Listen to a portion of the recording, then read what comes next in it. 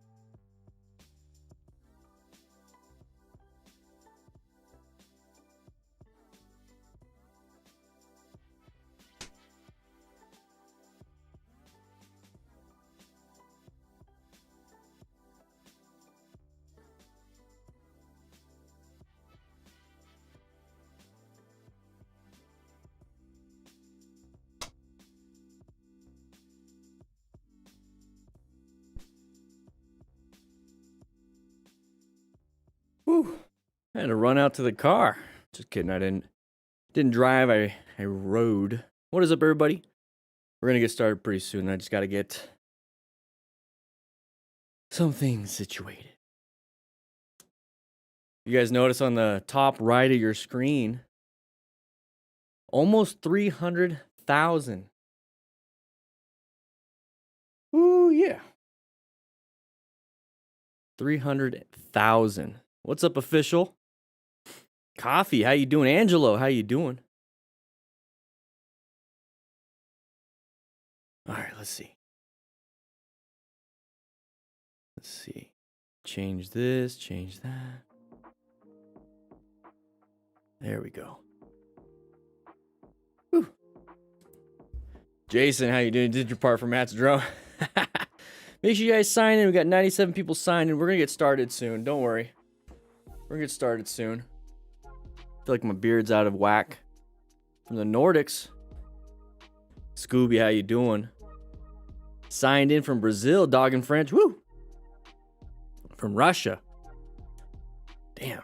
Yeah, Jesse, live. What's up, Rainin? How you doing? How you doing?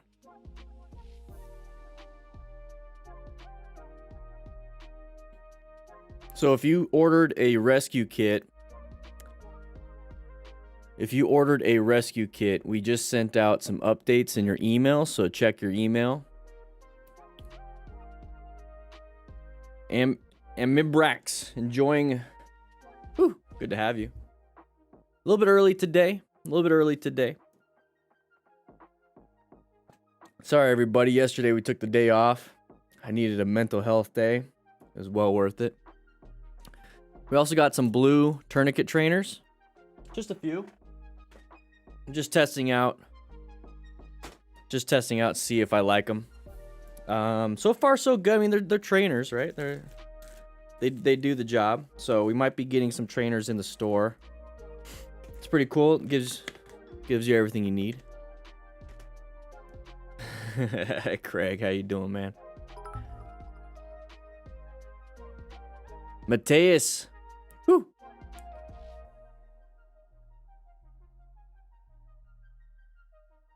What it do? Danny? You got your rescue kit email? Good. Okay, so a lot of you ordered a rescue kit. We're still waiting on the patch, but we have some really cool stuff coming. You know, we got the boxes in. We got some really cool stickers for it. So we're working on it. We're definitely working on it. It's gonna happen. But if at any point in time you guys like, you know, I got excited, but I don't want any more, then it's okay to go ahead and do a refund. We're sold out, so if you do a refund, somebody else will pick it up. So don't worry. But we're getting prepped and ready so that we can get these going out too, the S.M.A.R.T cards or the rescue cards. So we're gonna get those coming out hopefully real soon. Hey, somebody unsubscribe. What the heck's all that about? Let's see if we can hit 300,000 subscribers today. Hats in for mental health. You get your hat on. Oh, I like how it is. Wreak Havoc, you got your beard, baby. Woo. Yeah, I got round 2 also, Twix. I got round 2 Friday. So Nikki got really sick the next day. Like flu-like symptoms, but fine after that. One day just slept.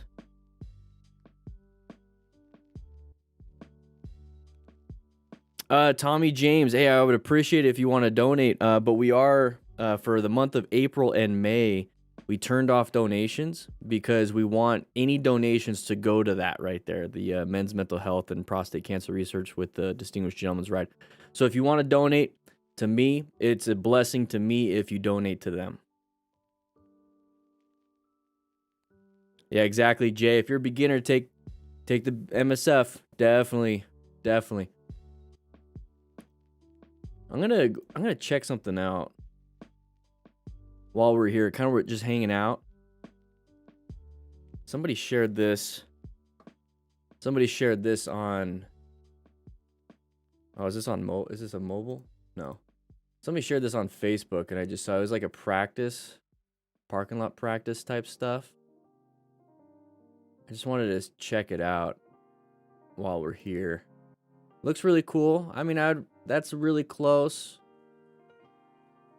But they're practicing. They're doing their thing. I'd do a little bit more gear than that. I really wish I had a truck or something so I can mess with it. So I saw something here. The Skilled Motorcycle Riding Group. Or Riders Association. So Texas, huh? Huh. Lock and Lean. Oh, these are all Facebook groups. Anybody know anything about stuff like this? Got a dead arm from the shot. Literally started my MSF yesterday. How you doing? I don't know. I just wanted to share that. That was interesting. That will fit a bootleg jacket. I don't know, man. Watching your crash analysis off and starting learning my license. First practice after 1 week. Ooh. Well, just went up. Just 23 more, baby. 23 more. Argentina always. Ooh, Kurt, how you doing? If a motorcycle had been involved in any of them, they would all be. Yeah, exactly. I mean, it's crazy what you see. Joshua, that's crazy. I don't know. I mean, all MSF is definitely driving. Catherine, hey, it's good to have you here. Federal, you're not too late. Hey, once we hit, I know we just kind of started and we're running a little bit late here. If we hit 200 likes, we'll go straight to the classroom, or we'll start everything. Let's get 200 likes. Let's get 200 people signed in. That means you're getting credit for today's class. Just finished your CMST course this weekend. How'd you do, Ramon? How you feeling? Was it harder than you thought it would be? Is it easier than you thought it would be? What was your feeling before? And then what is your feeling after? You know what I mean? Peoria. Woo. Been riding for 2 years, but I have become a much more intelligent, cautious rider because, hey, Natalie, it's so good to see you guys. So good to see the changes. Hey, look at that, 2 more subscribers. I did push you guys to the Distinguished Gentleman's Ride, so let me go ahead and get to the Gentleman's Ride and name off some of the donations that have happened since last stream. So like I said, excuse me, I had to eat some food because I had to take some ibuprofen. My lower back is destroyed for some reason. I think stress. Yesterday has just destroyed me. So yesterday I took a mental health day. We're almost at $5,000 donated. Let me just look at who's donated so I can shout you out real quick.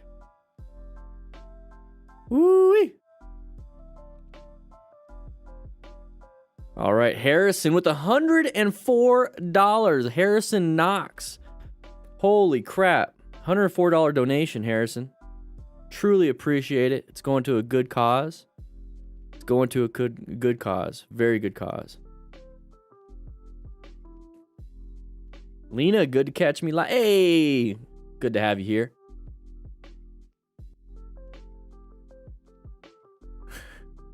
I have no real tricks. I don't know what DCT's like at slow speeds. I would really love it if Honda, hey Honda, where you at? If they would send me the Honda Rebel to play around with. I mean, Indian sent me the 2022 Indian Chief Dark Horse, and that thing's badass. I still have it. They can't find somebody to pick it up, so I get to keep it for a while. But I love it. So I want to try out this DCT. Definitely. Hey, dirty skirts, smart rider, baby. Nick, you just finished your course 2 weeks ago. Whew. How long does it take to get used to the wind on the highway, Tactical Turtle?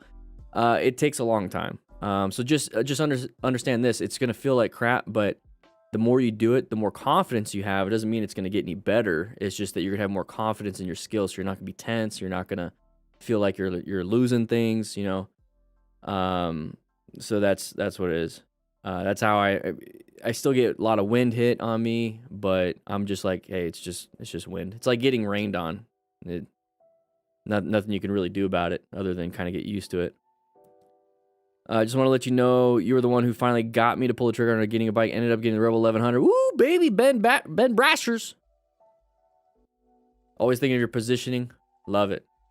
How long do you keep the Indian for? Lena, I don't know. I've emailed them. I'm like, hey, I'm good. I got all the videos I need from it. And they're like, is it okay if you keep it for a little bit longer? We can't find somebody to pick it up.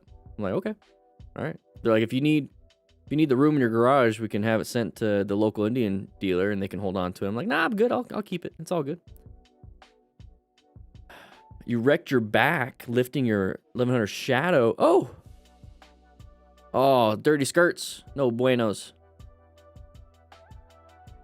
Grant B, how's the DCT? You said ask you. What's up, Matthew Crabtree? Welcome. Crew member, not rookie. Katie, how you doing? Caught a live stream. Love your stuff. Brand new rider here. Taking my safety course. And okay, let me finish that. I get distracted too easily. Already geared up and practicing. Your videos help a ton. Hey, thank you for becoming a member and subscribing and being here and learning. That's all I care about. I had a poll. Do you guys see the poll? I just want to see if it's something that you guys agree with. Let me go ahead and get it up on the big screen.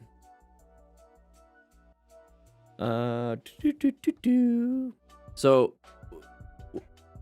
are you all kind of like in the same boat?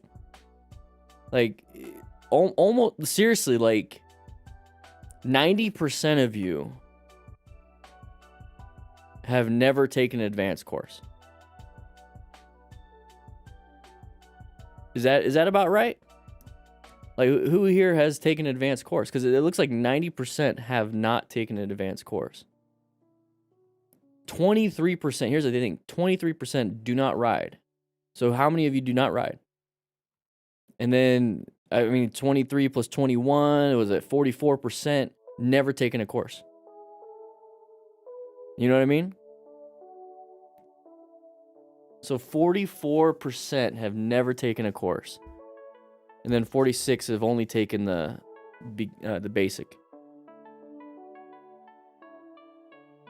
That's crazy. Remember, this is 5.2 thousand votes. That's crazy. I never thought. I thought it'd be a lot more with the advanced. That's not a bad thing. Not a bad thing. Because I've also asked, why haven't you, and I'm saying you, but why haven't the viewer, the person voting, why haven't they taken an advanced class? And it's like, well, there's no advanced classes near me. Same thing with the basic. It's like, well, there's no classes near me. I can't. It's just too much. So it's, oh, okay, that makes sense. That's what it is. It's like, I just want to know what it is. There's no wrong answer. There's nothing bad about it. It's just why.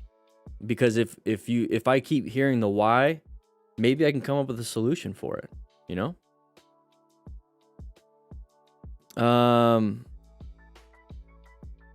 Hey, Garrett. Love it, man. Love it.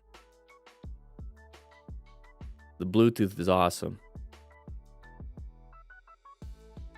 I'm 19, haven't been able to take an advanced course yet due to finances. Yeah, so finances, traveling, time, confidence and skill, you know, whatever it is. Just addicted to the channel, Moose. Woo! That's interesting. 172 likes. Hey, like I said before you guys are leaving, if you hit the like button and we hit 200 likes, we're going to go ahead and get started. I'm going to put you guys into the front lobby, and then I'm going to get prepped and ready in the class, and we'll get going. All right, so you got to sign in for class today. 200 likes. It's going to be a little bit longer video today. Possibly we're going to just hang out and have some fun. Can't take a BRC until July. All booked everywhere. See, fair. That's like what I'm saying. It's like, it's so much. It's just too crazy. So, I got like a little something here that I'm working on. So what I like to do at the beginning of class, just kind of tell you guys what's going on, just kind of get prepped and ready. Which, speaking of which, let me get some nasal spray up in my nose. I get allergies.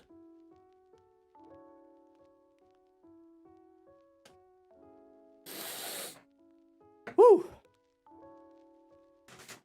I get congested, so. So I'm playing around, and I'm not like, hey guys, I come up with the most unique things in the world. Everything I do is just try to make the current education that is out there more digestible. So I got like this, I ordered this thing. It's a court marker kit. And I'm trying to figure out, and it's pickleball. So I'm trying to figure out. And right now it doesn't solve my problem. You know, so my problem is I want a cone structure, right? I want a cone structure, and like cones are just, I don't know, like they're so expensive and hard to find. Like good cones anyways. So I mean, I got tennis balls, they're all cut in half. It's green, you know. But I was thinking of these. And these are actually pretty cheap. So, oh, we hit 200 likes, guys. I don't know. I'll just finish this last topic up and we'll get going. So they're like they're like corners. So you can make corner. I mean, it's flimsy. You can fold it if you wanted to. And it's got like this non-slip bottom.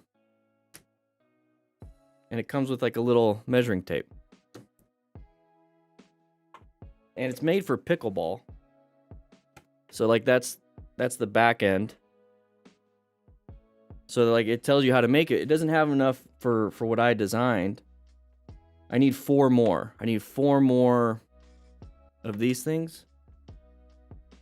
But it almost hits the spot. And the thing is, everyone uses cones. Don't use these on a windy day? Would that be a problem? Well, I'll have to try it out. I got a leaf blower. I can test it out. That makes sense though. Not on a windy day, huh? Lena, have you used these before? I wonder. Yeah, because I guess it could catch wind. That's a big thing. I can't pronounce your name, but welcome, baby. Woo! Welcome back. Yeah, so I got some cones. Pickleball is a lot of fun, Coffee cafe. Pickleball. They'll fly away, faux show. Are you guys speaking from experience? You speaking from experience? And they look like they can. Okay. Okay. Well, I'll test them out. I'll test them out. But it's really cool. Easy to... Nice and lightweight, too. Because I currently use these. You're good at break and wind. Maybe that's what I need to do, Scott. I need to put some windbreaker jackets on them. And wind can't defeat them. Tyler, welcome. Woo! Yeah, the little tennis balls. Just cut in half. Hey, Nick, enter the giveaway. Hey, by the way, we're going to announce the winners tomorrow of April. The April giveaway winners for the gear. All right, I gotta send you guys all to the front office. All right. What is up, everybody? Dan and the Fireman here with Motorcycle Training Concepts. Today we're going to take it to the next level. Instead of just U-turns, friction zones, and tight turns, what we're going to be doing is the figure 8. Now, this is something that you do in the MSF. It's something that it's going to bond you with your bike. Now, we're going to be utilizing this big cruiser motorcycle. This is the 2022 Indian Chief Dark Horse. We're going to have a ton of fun on it. But man, is it scary, isn't it? Big bike. Anyways, let's just jump right into it. All right, everybody, we're going to build upon the U-turn and just add that change of direction. So we're going to do that U-turn. Instead of keep doing circles, we're going to do the U-turn, switch to the other side, and do the figure 8. Now, I'm not going to spend too much time talking about this because here's the thing. I got a drone in the air, and that thing dies quickly because it's super hot out.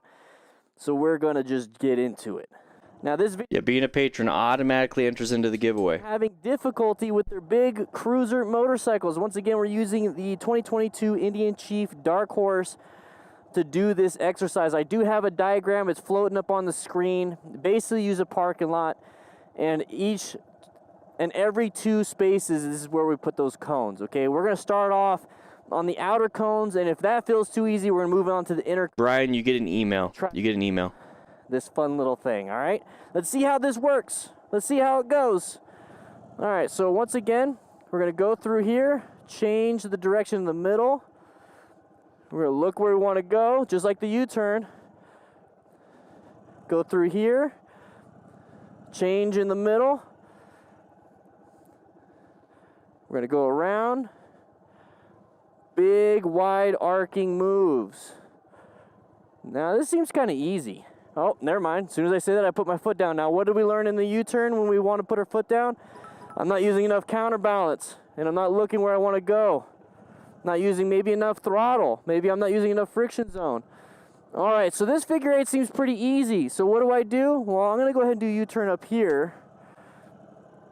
And I'm going to do it on the inside, just like the U-turns we did on the inside of the cones. And what I mean by the inside of the cones is basically outside of these parking spaces. All right? So I'm going to go all the way up here. I'm going to start off with the right hand. Oh, I hit that cone. Maybe I was speaking too early. So if you get to that point, well, you know what? I should not be doing that. I'm going to go ahead and I'm going to get back through here and do more of these outer U-turns because maybe I'm just not, I'm getting a little cocky. All right, so let's see if I can do these faster then.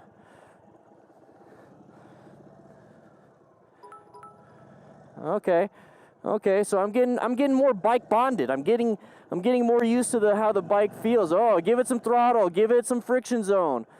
Okay, so I'm looking where I want to go. Okay, I feel good. I'm gonna try. Oyvind and Farm Boy. Woo! Constantly. Yeah. What it is and how you are doing. I had to fix that drone. It was acting a little funky, slowly moving away.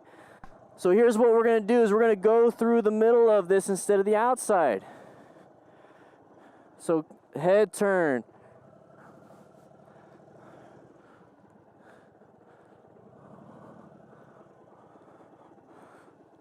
Body weight. I went a little too wide, but you know what? I'm improving, right? And that is the whole point. So let's say you got pretty good and you're doing that, but constantly reevaluate what you're doing. Start off on the outside. Head turn, friction zone.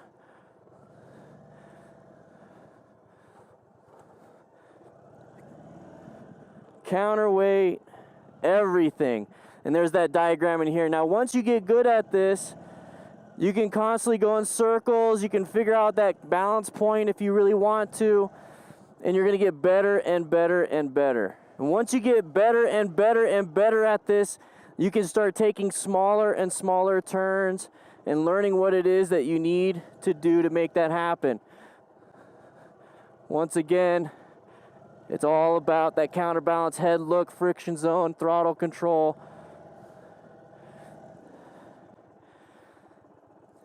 And you'll just constantly get better and better and better and understand your bike more and more and more. That figure eight is a ton of fun. I know this was a little unstructured, but here's the thing.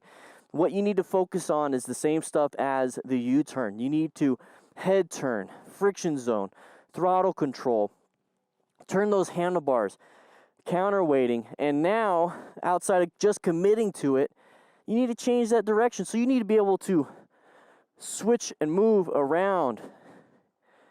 And I like to say dance with the bike. Yeah. We got some tacos because yesterday was supposed to be Taco Tuesday, but like I said, everybody, I took a nice little mental health day. So what we're going to be doing today is once again going over some motorcycle crashes and close calls. Let's go ahead and get that like that. There we go. We are 8 subscribers away from 300,000 subscribers on this channel. That is absolutely insane. Absolutely insane. Never thought. So what we're going to be doing, like I said, is going to go over some close calls and crashes. What we focus here is, hey, Jesus, Morphin, welcome to the gear giveaway, by the way.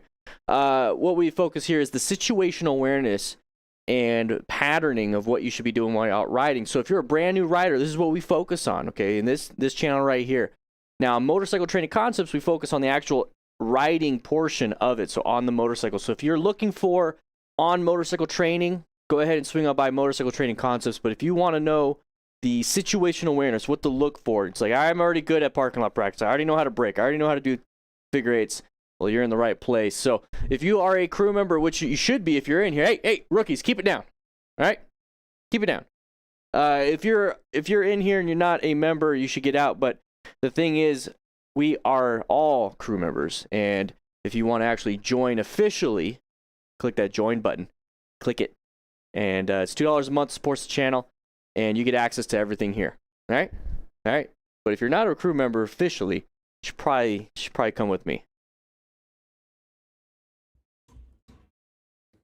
82, how you doing? Woo. Go ahead and take this off. Hey, look at that. Look at this. Motorcycle training concepts.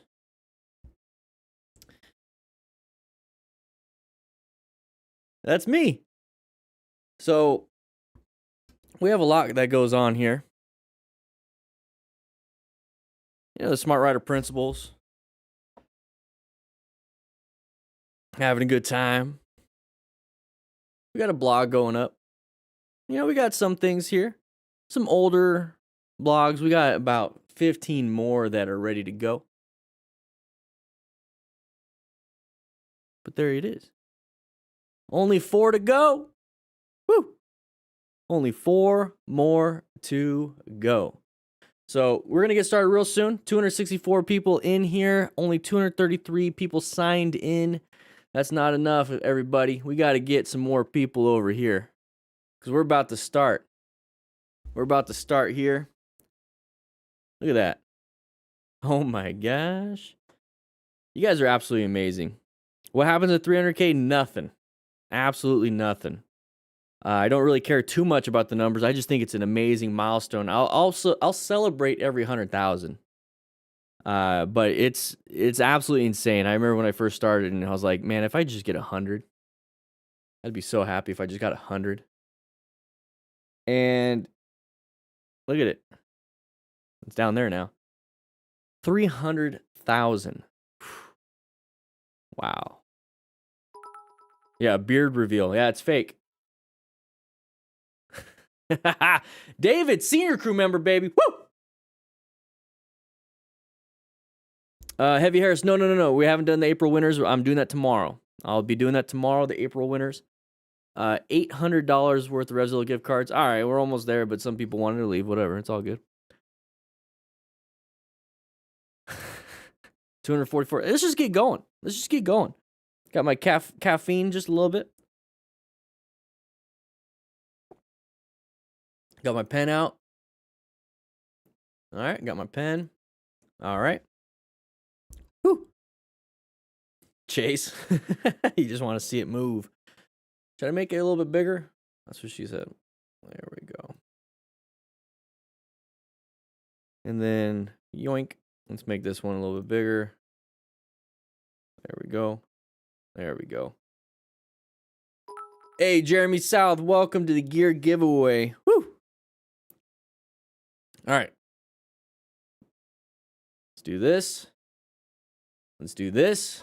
And let's get going.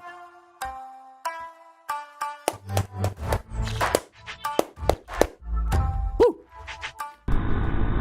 Muscle reveal. A too slow ride for one of the bikers who probably finally realized his mistake. All right, here we go. Riding around. Learner plates. Ah, going a little too wide. Oh! Whoa! Whoa! That is a huge fear for me when it comes to... oh my gosh.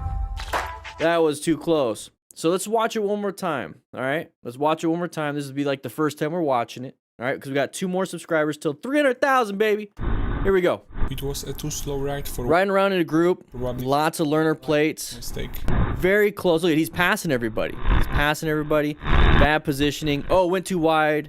Your foot is not going to save you, everybody, just by the way. Whew.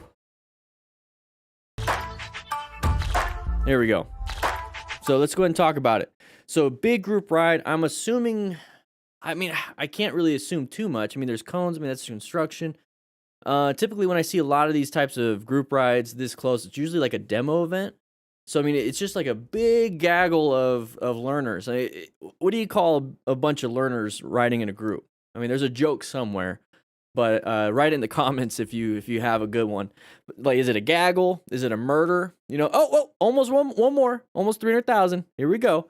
So here we go. We're going to go It was a too slow ride through here. bikers who probably So this guy, Motostar is saying it was too slow. So he's going to be passing people.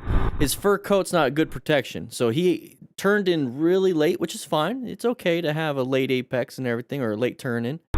So we're going. But the problem is we're a learner. We're too fast for this corner for our own skill, okay? Everyone else is just kind of riding around having a good time. This person wants to go, whoa, 300,000 subscribers. Woo! All right, now we're back to work. So here's the thing. Foot down is not going to slow you down. What is the thing that's going to slow you down? It's going to be that front brake and rear brake, engine deceleration. Even turning slows you down. So right here, though, he's going a little bit too fast. So why are we putting the foot down? We're learners. It's more of a panic. It's more of it's a beginner mess up, Jeff, right? So look at this. As the after action review process, we should know that we shouldn't be doing this. So we should be doing some progressive brake pressure. We should be doing some slow look press and roll. So we should not be going fast around this corner. So ego might be a part of this. Behaviors, skills. Whew. I mean, that's going to be a big thing. So right here, now we have that close call. So thankfully, it wasn't a head-on collision, but this is a consequence of not doing what we're supposed to be doing with the slow look press and roll. So when we're over here riding a little too fast, we can get shot out to the outside. Normally not a big deal, but when there's cars coming, come on, what are we doing here? What are we doing here? So right here, this is a good learning lesson for us. We don't have to live it. He's got a little poo-poo in his pantalones. People are telling me not to say that anymore, but who cares? Poo-poo's in the pantalones. A little bit too wide. Just a little bit too wide. Don't do it yourself, okay? Now we know better. Whew. All right, guys, I had to finish that off. As she said. 300,000 subscribers. Thank you all. Thank you all. It's caca en las pantalones. I know, but I like saying poo-poo. I mean, it's brown stage, right? It's a brown stage. I like saying poo-poo, though. Poo-poo sounds fun. I mean, caca, isn't that S-H-I-T word? Poo-poo just sounds so fun. Guys, thank you guys so much. Holy crap, 300,000 subscribers. That's absolutely insane. Absolutely insane. Can't believe it. Oh my gosh. Cagado? Huh. I don't have my Merca shorts on today. That's insane. It's insane. All right, guys. Woo! I appreciate it, everybody. I really do. I really do. We got to get to work, though.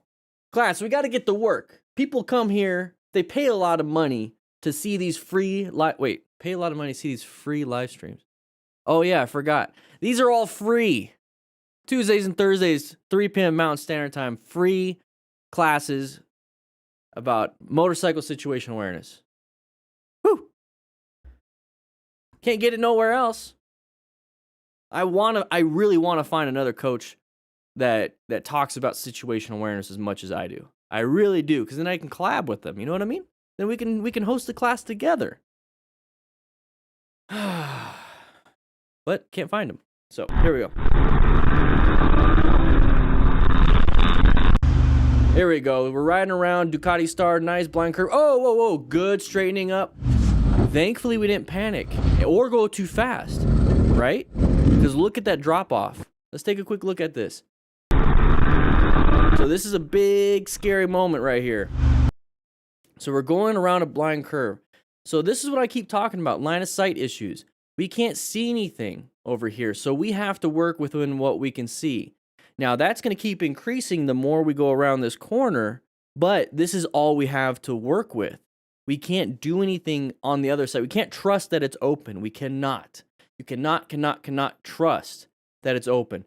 Now, you can trust in your skills to be able to navigate anything around the corner if you want to, but that's if you have the skill. So if you're a brand new rider, or if you're somebody that doesn't have the massive confidence and you need to have vision in order to make good judgment calls, and you can't just trust yourself and the machine and your skills in case something bad happens because you might panic, you haven't been practicing for a while, whatever it is.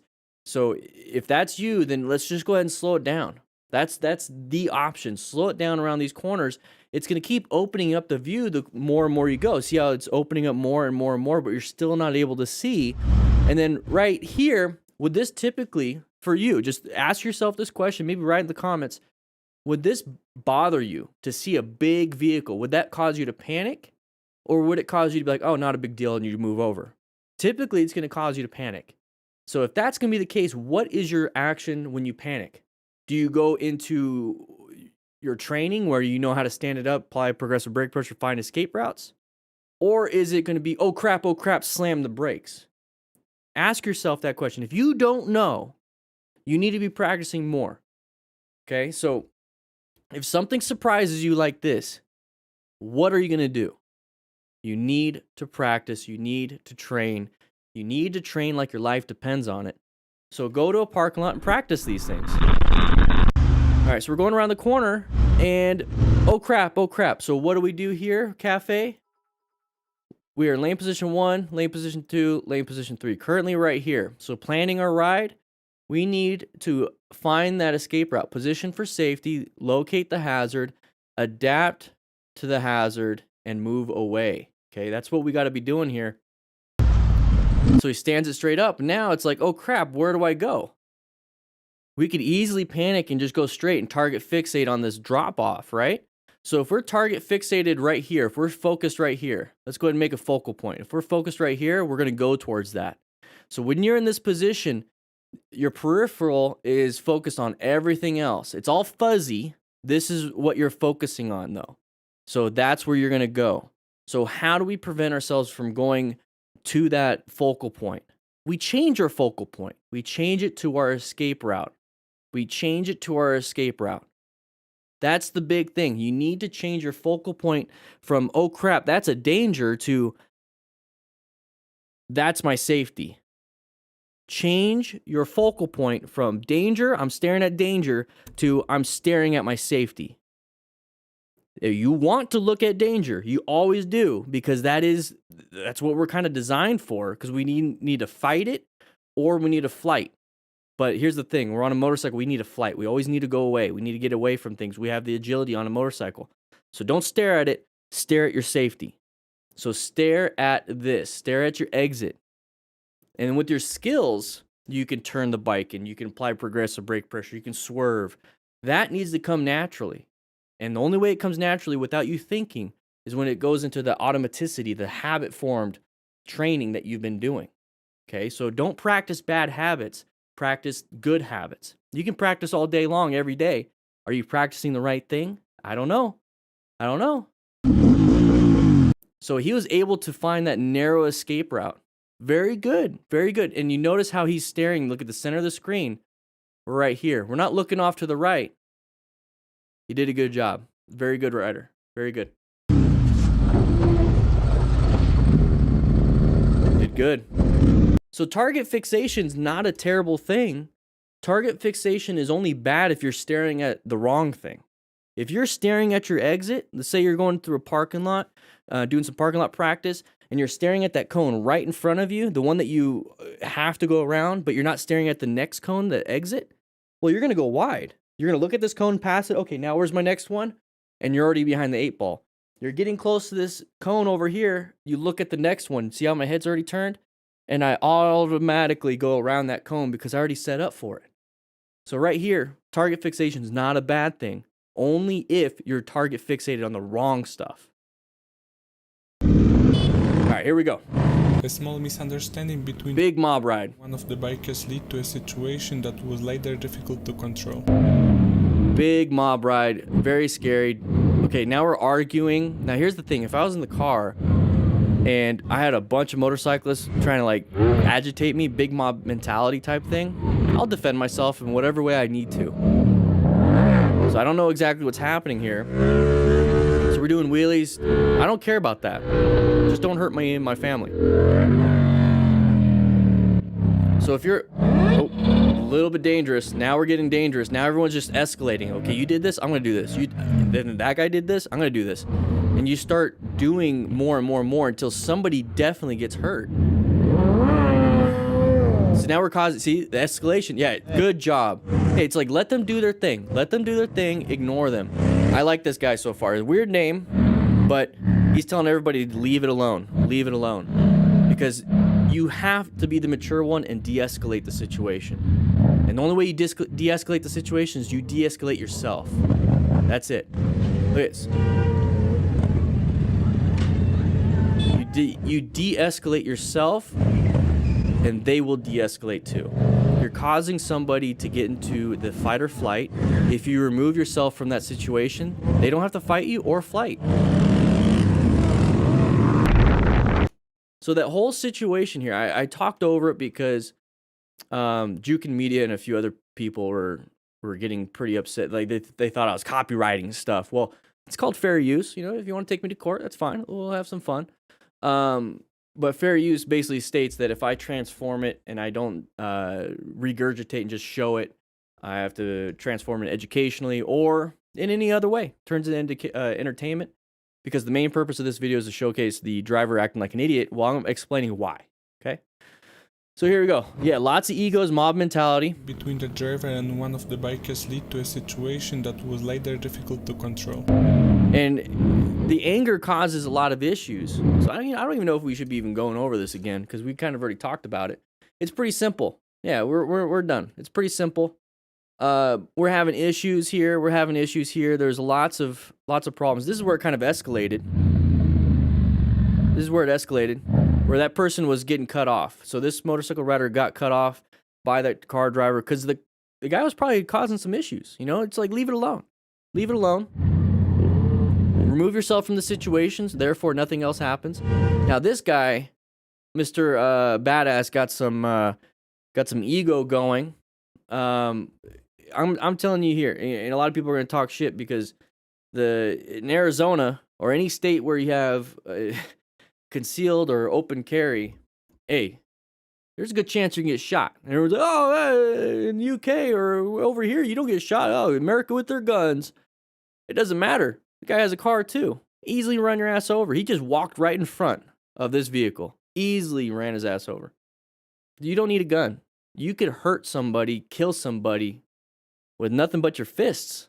So, I mean, just imagine, right? So, I mean, how badass are you? You hoping your buddy's gonna back you up? I mean, it's just, why would you want to be a part of a group like this? Why would you want to be a group? It doesn't make any sense to me. Doesn't make any sense. Doesn't mean it's bad, I guess, you know? There's only a few bad actors, a few bad apples. Doesn't mean everybody's bad. But, I mean, if this is a common occurrence within your group, you need to start rethinking what kind of group and what kind of people you want to hang around. Okay?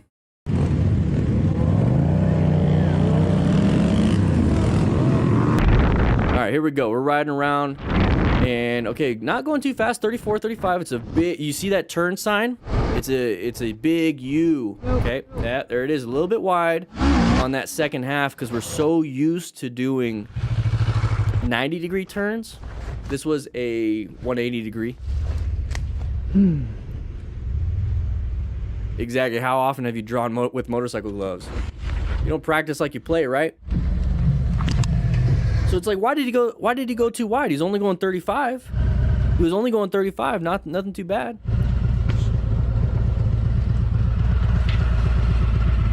We need to get it up over there. Give me a second. All right. Are we leaking? Damaged? Let's get out of the roadway so we don't get hit. Is your hand okay? Because I think he fell on his hand. That looks like fun. All right, let's get to this.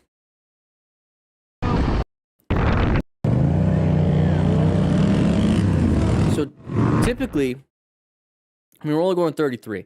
So typically we go down like 90-degree turns. We're just kind of going this nice 90-degree turn, exit this way. So we started from the bottom over here, going to the top. But we're just doing 90-degree turns. That's typically what we do. But this one, if you see that sign, it's like, you're going to do this now. That right there is what gets a lot of people. Okay, there's not very many of those outside of, you know, in the woods and in the canyons. So you got to be very careful with that. And if you're a brand new rider and you don't have these skills of like trail braking, or you don't have a lot of practice, the easiest thing that you can do is just take it slow, like really slow. And the one thing I like to use is the speed limit on the sign itself. So let's take a look at this. So 10 miles an hour recommended. So when I say, hey guys, pay attention to signage, this is exactly why. So right now, does it look like it's just a 90-degree turn? Let's say we're only focused right here.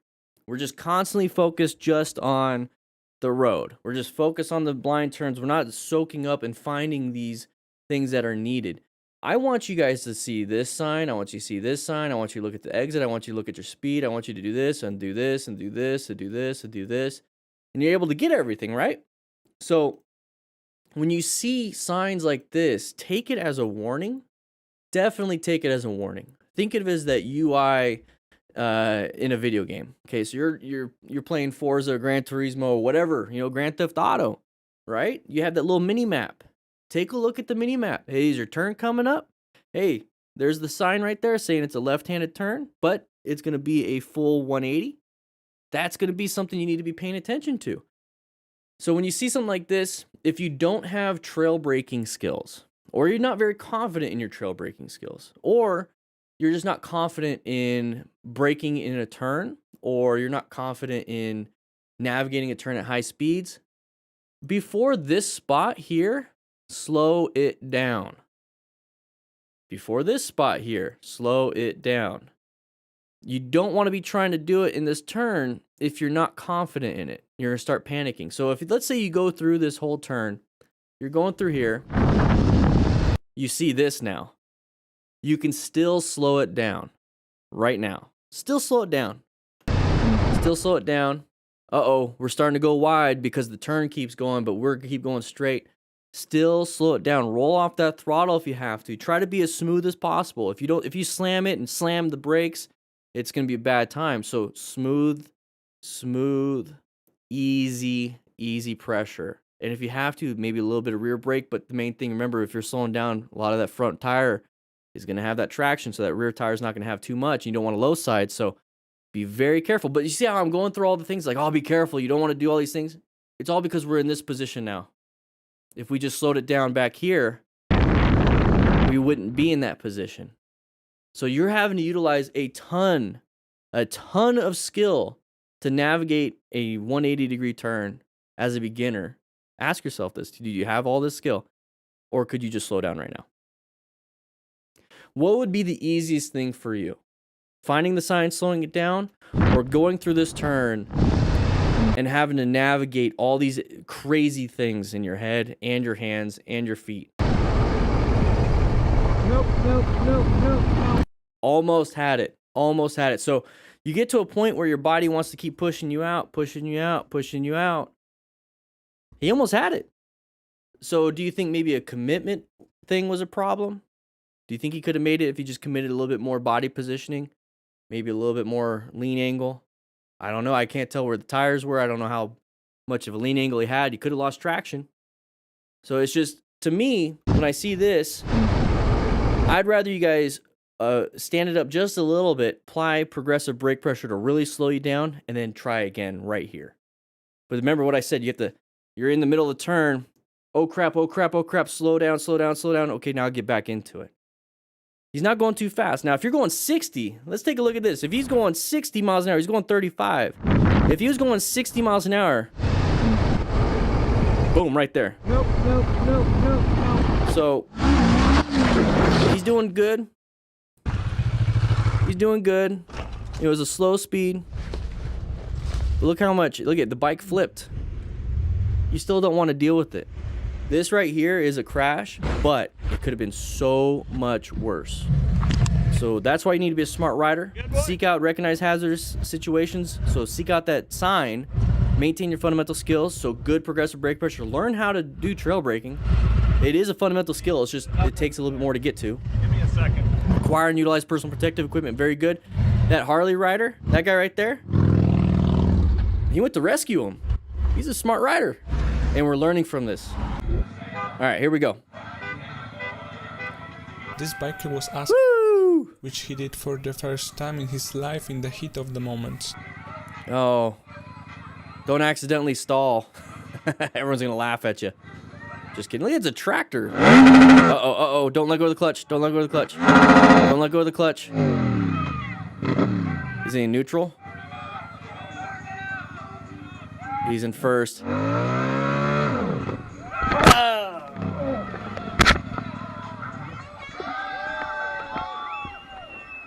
Ego, baby. Ego's gonna get you. I knew it. Ego's gonna get you, buddy. Woo! I'm too busy listening to music on my Cardo Pack Talk Bold to be paying attention to these people. Do they care? No, they're having a great time drinking, and look what you did to your bike. Yeah.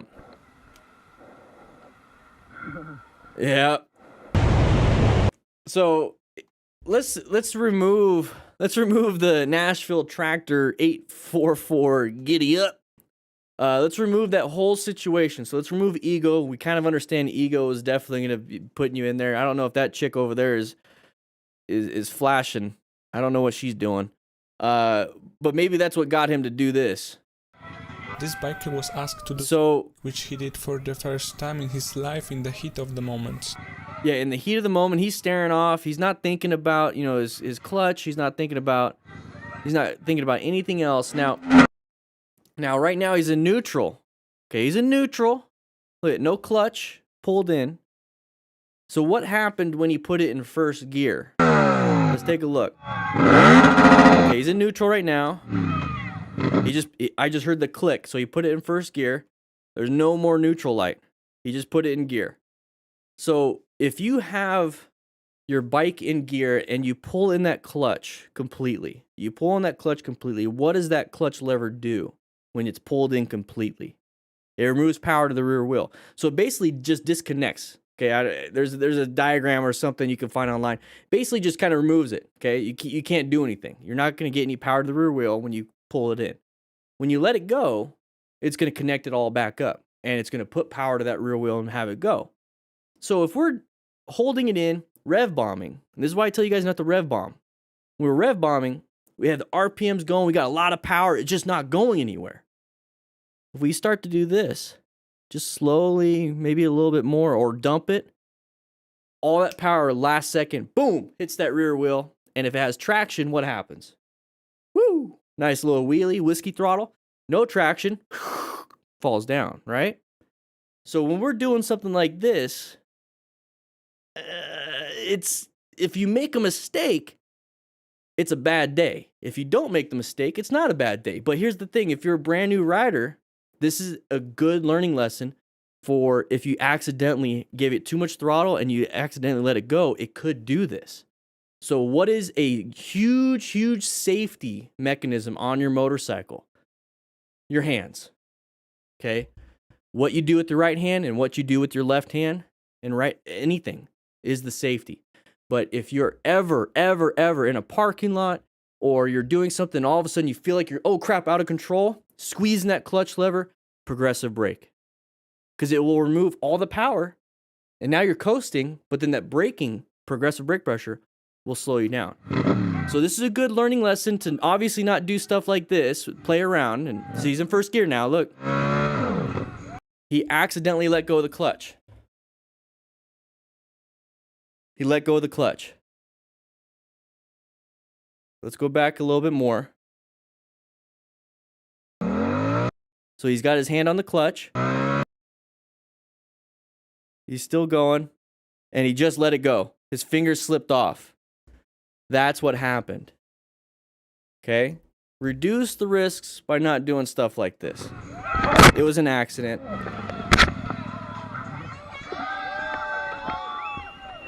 We weren't thinking on the skill involved. So if you're trying to do a burnout, we weren't thinking about what was needed for the burnout, and we failed at it because we were focused on something else. Just like if we're going through a corner, we're not focused on the corner, we're focused on the nice view, or we're focused on our buddy in front of us going a little bit wide. We're not focused on our own corner. We're not focused on the skill involved to navigate the hazard or navigate the thing that we're trying to do. So you have to be zoned in. You have to be zoned in, yellow stage, consistently. You cannot zone out for a split second. You can't zone out and think of something else while trying to do something that has multi-skill. I can't even think of the words, but it takes a lot of hand-eye coordination to do this. Okay? You have to pay attention. 300,000 subscribers. Woo!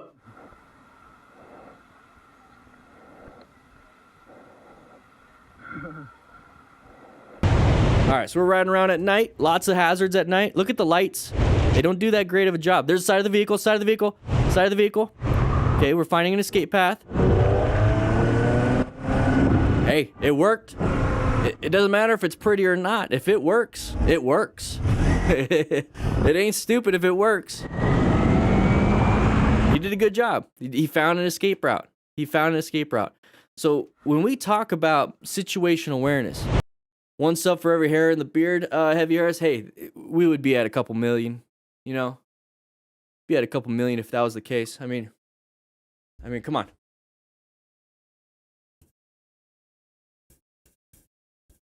Now I got a headache. If you guys shake your head back and forth, think about that. That's your brain sloshing around. Imagine without a helmet. I just gave myself a headache. So anyways, yeah. That's why you wear a helmet. Impact absorption. Your brain's hitting the inside of your skull. Anyways, here we go. Oh, you gonna hit the button? Okay. Here we go. So intersection, green light. Okay. So what do we talk about when it comes to intersections? Orange stage. Orange stage. Everybody in class, orange stage, specifically identified a hazardous situation. You're zoned in a lot, and now you're a little bit paranoid. Now you're looking for potential hazards. So what are some potential hazards in intersections, class? Write it in the comments. What are some potential hazards? We got sides of the vehicle, so that's going to be a path of travel violation. We have left turners, that's going to be a path of travel violation. We got pedestrians that are hard to see, especially at night. That's going to be another path of... There's so many path of travel violations. I barely even talk about road surface hazards where potholes, paint lines, oil slicks, just little things like that. It's typically going to be a car coming out in front of you. So now that we know that there's typically a car coming out in front of us at intersections, what do we look for? How do we find them before we hit them? That is the big thing about being a smart rider and having good situational awareness.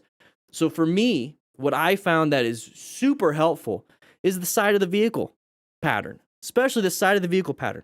So at night, the easiest way to see it is if there's a light in the front, a white light or a yellow light, and a red light. So let's go ahead and take a look. Let's go ahead and draw it out. I like doing a little box, Those are, okay, that's terrible. Let's do that. Let's do that. Big front tire, big rear tire. So that's going to be the white light, and that's going to be the red light. So that's what I typically look for. Let's go ahead and just do that. There you go. That's what I look for. So when we're traveling through here, so we saw it moving. We saw these lights and this light going this way. Okay, side of the vehicle. Boom. That is what we're worried about. Let's go ahead and do this. Oh, look, there's another one. There's another one. There's a light right there. There's the back light right there. There's another one. So that is what we're searching for. Now that that's what we're searching for, how good are your eyes? Can you see really good at night? Who here has astigmatism? It's very hard to see lights. It's really blurry. It's really all over the place. How is your acuity? Are you 20/20, 20/15? Are you a 20/40 vision? What is it? What is it? Do you need glasses? Do you have a smoked visor? Do you have a clear visor? Do you have a yellow visor? How are your headlights? You see how all these different things can help you see these vehicles? Good headlights, good clean visor, not all blotchy and nasty. Make sure it's the right visor. Make sure if you need glasses, you wear glasses or contacts. Make sure you're purposely scanning intersections for potential hazards and patterns. All these things are needed when you're out riding a motorcycle to keep you safe. Now that you have figured it all out, now everything's, okay, I get it. Okay, awesome. I do that, Dan. How is your swerving skills? How is your escape path skills? Like, how are you good with progressive brake pressure? Because now with the fundamental skills are coming in. Because these people will still come out even if you spot them. We spot them. This guy spot him too. He's a smart rider, by the way. Tommy Griffin. Saw it happen. Now we're planning our ride. So we position ourselves for safety, located a hazard. Now we got to adapt or navigate. We got to do something. We got to slow down and then swerve or stop or whatever these things. What are we going to do? The only way you're going to know is if you practice. So he found an escape route. So he was slowing down. He tried to stop, couldn't stop in time with the total stopping distance. Almost kind of lost a little bit. You saw him skidding back and forth. He's still going to hit the back of this vehicle. Then he swerves to the right. So he saved his own skin with good situational awareness, good fundamental skills. The scenario of not paying attention right now. Let's say we weren't paying attention. We didn't see this vehicle until now. Now we start to do something. We would have hit the vehicle. So you have to combine good situational awareness and vision, and then knowing what to do, and then actually doing it. You have to know what to do, then do it. You're not going to get any of that without the training. And that's what we do here at the Firehouse. Smart riders, DanDan crew, smart riders. We do situational awareness every Tuesday and Thursday at 3 p.m. Mountain Standard Time. We're learning it. And then on motorcycle training concepts, we are practicing the actual fundamentals. So we're learning what to look for, and then we're learning what to do on motorcycle training concepts. Did a great job. That was a great video to learn from.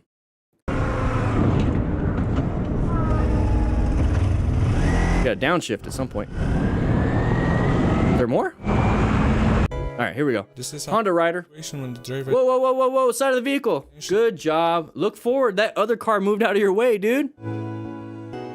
Hey, people do dumb stuff. You gotta learn how to navigate that.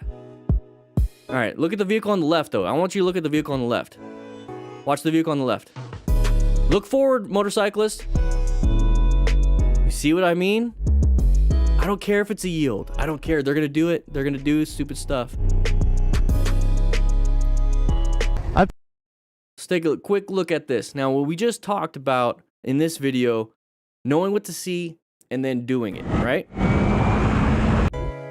So we're riding over here. So knowing what to see. We knew an intersection was coming up just because of that break in the road. Typically, the road goes like this. Let's go ahead and just draw it out. If a road is just looking like this, there's no breaks. There's nothing that's going to cross. Now, if the road looks like this is an intersection. So if you see the break in the road, you should understand that's an intersection coming up. You can see the break right here. So pay attention to that, especially if you see a sign that says, hey, this is that street name. Pay attention to that. Those are clues. So intersection, side of the vehicle. Once again, you see the side of the vehicle? Hey, careful, careful. Positioning for safety, good position. This is just staggered. So if this person needed to swerve, they're not going to hit us. That's why I like riding staggered with other people. So this is all very good. Now, I want you to pay attention to this rider up here, the one that flips everyone off. He goes into this lane over here to navigate the threat. Planning his right, he navigated, he swerved out of the way. But we're looking over here, flipping somebody off, and we're not looking ahead to what's in front of us, where we're traveling. Thankfully, I believe it's a BMW or something, swerved out of the way. You can't... We just got mad at this person for not paying attention, but are we thanking this person over here for paying attention? Give car drivers credit where it's due. Remove that credit or blame them when they're being dum-dums. But either way, it's our lives. So we see this right here. Oh, crap, scared me. Now look where we're going. Patience. Almost hit that vehicle.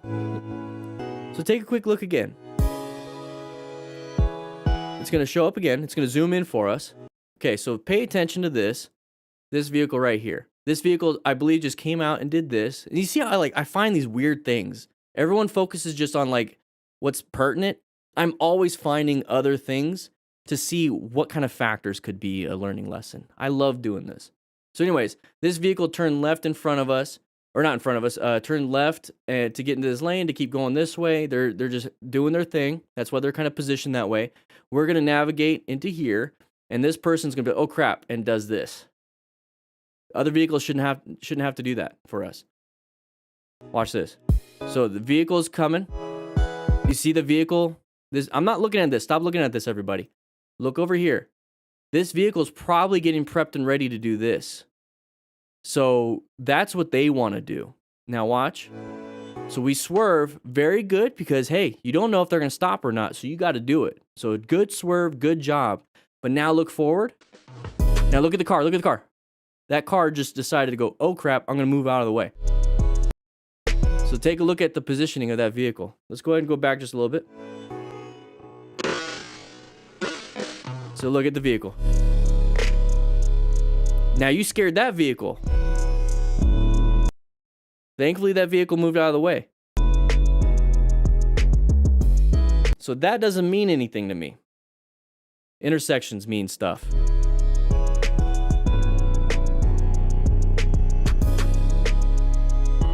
I took a wrong turn. We gotta make a U-turn right here. Let's get in front. Oh, no. So 2 left turns. It looks like it's a red. Did we turn on red? Their bike. Aw. Aw. Poor her. What happened? You dropped her bike? Oh, no. Wait, what do you mean? When you got in front? Yeah, I thought it was coming. She looks like a new rider. Got spooked. Aw. We dropped it on the left side? New rider. Got some frame sliders. Right. That's fine. It's going to hopefully protect a lot of that. All right. So You got spooked. I know what the problem is. It's not a rock form mount. Guys, grab yourself a rock form mount. Link in the description. Whew. All right, let's go back. That's not the problem. The problem is, so if we're teaching and mentoring new riders as part of the Smart Rider principles, we need to go to the level of the new rider. We have to go to that level. We can make this turn. Took a wrong turn. We gotta make a U-turn right here. So he took a wrong turn. They have to make a U-turn. Take a look at the position we're in. We're in the right lane out of the 2 turn lanes. Okay? It's a red light, unsure of what's happening because it's still red, and all of a sudden we're on this road, but it's still red at the light. We'll kind of see what this is. So what we're supposed to take a U-turn. We're already in this lane. If you're a new rider, don't feel pressured to turn and do U-turn like this. Just go through here, get in this parking lot, turn right, and then go out that way. Treat it like a practice. We don't need to do the U-turn right here. So it's a red light. There's a jump cut. So there's a jump cut. Let me see. Let's take a look. We're doing an investigation. This is a van. I took a wrong turn. We got to make a... Okay, so here's the thing. It's a Toyota. Same van. Okay, same van. U-turn right here. Let's get in front. Same van. So they did an illegal left-handed U-turn from the right left lane. If that makes sense to you guys. So we did it in front of other vehicles in a green. And we're having a new rider do it. You know what I mean? I'm trying to think. I'm trying to put myself in the position of a new rider. As a new rider, I'm not confident in a U-turn. My U-turns are terrible. I'm not very confident in it. Now let's add in the factor of stress. I got to do it right away on a red light. There's vehicles coming. There's a big intersection. Lots of people watching. Very scary. And I'm not confident. And I need to keep up with my friend, boyfriend, whatever it is. I have to keep up. That's way too much. So if you are a rider that is trying to teach somebody new, just say, hey, we're gonna go through this parking lot. We're gonna just go ahead and do this. We're gonna come back this way. We should have made a U-turn. We messed up. We're gonna do this, and there it is. Boom, done. So I think that's just a coaching and mentoring mistake, and that right there happens way too much to beginners. Why we should not be putting beginners into that position. It was a mistake, you know. They're just having good times, you know, talking on the Cardo Pack Talk Bolts. No, she dropped her bike. Aw. I'd be very concerned. Aw, for her. What happened? You dropped her bike? There was a car coming in the turn. So that's the thing is, it was red for us. The other vehicles are going. We should not have been turning left. See, we should have waited. See, now the van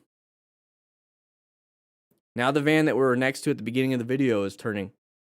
So we turned on a red. We did a left-handed turn on a red, which was illegal. It was an illegal left turn. Wait, what do you mean? When you got in front? Yeah, I thought it was coming. Oh, and you got spooked? Aw. We dropped it on the left side? So question, you guys are asking in the chitty chat right here, down there. You know, thank you guys, 300,000 subscribers. Woo! That's a RAM mount. What I was trying to say is it's a rock form mount. You don't need the case. They do have a universal adapter for $20 that you can put on it. I like it. It's a magnet. Hey, that's my daughter. She ate some ice cream and it was really cold. It's my favorite. It's my favorite background. Anyways, I love the rock form mount. All right. I use it. I've been using it for a couple years. Anyways, I'm here. Here we go. This is my... Having a good time. Look at the vision. Look at the view. Behavior of the biker who was down. Oh, crest of the hill, crest of the hill, crest of the hill.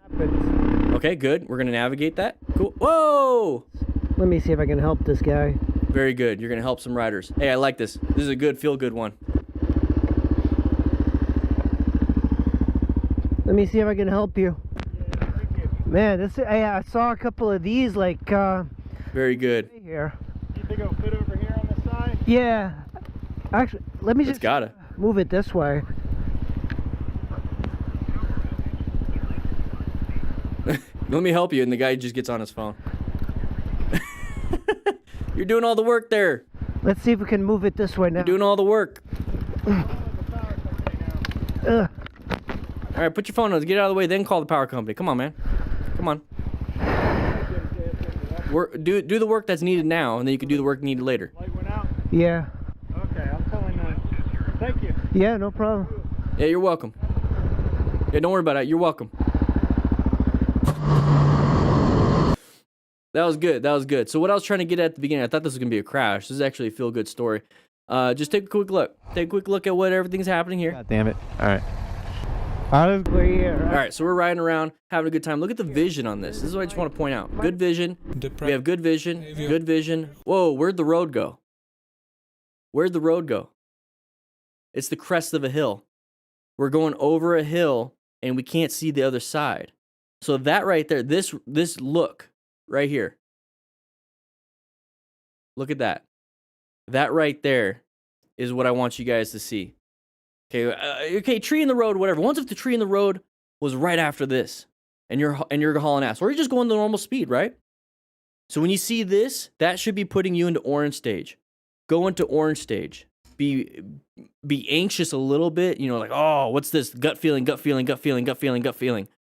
That right there, that's the crest of the hill. Now, hopefully nothing bad is going to happen on the other side. Typically, 90-something% of the time, it's not. But if you see this, just go ahead and roll up the throttle. Be prepped and ready. Just like if there's a big, long line, an open lane for you, and cars want to merge, just be prepped and ready. You don't know. You don't know. But you want to be ready for it. Prepare for the worst. Hope for the best. So we're going through here. Was the only one who decided to help. And look at that. It was an intersection, too. So imagine if there was a car turning left. You couldn't see it. So overall, great job of this rider. I mean, it's just, you know, it was just a good learning lesson. Help out when you can, because that could cause an injury, cause damage to vehicles. You know, just be a good person, good citizen, you know. Whew. This way now.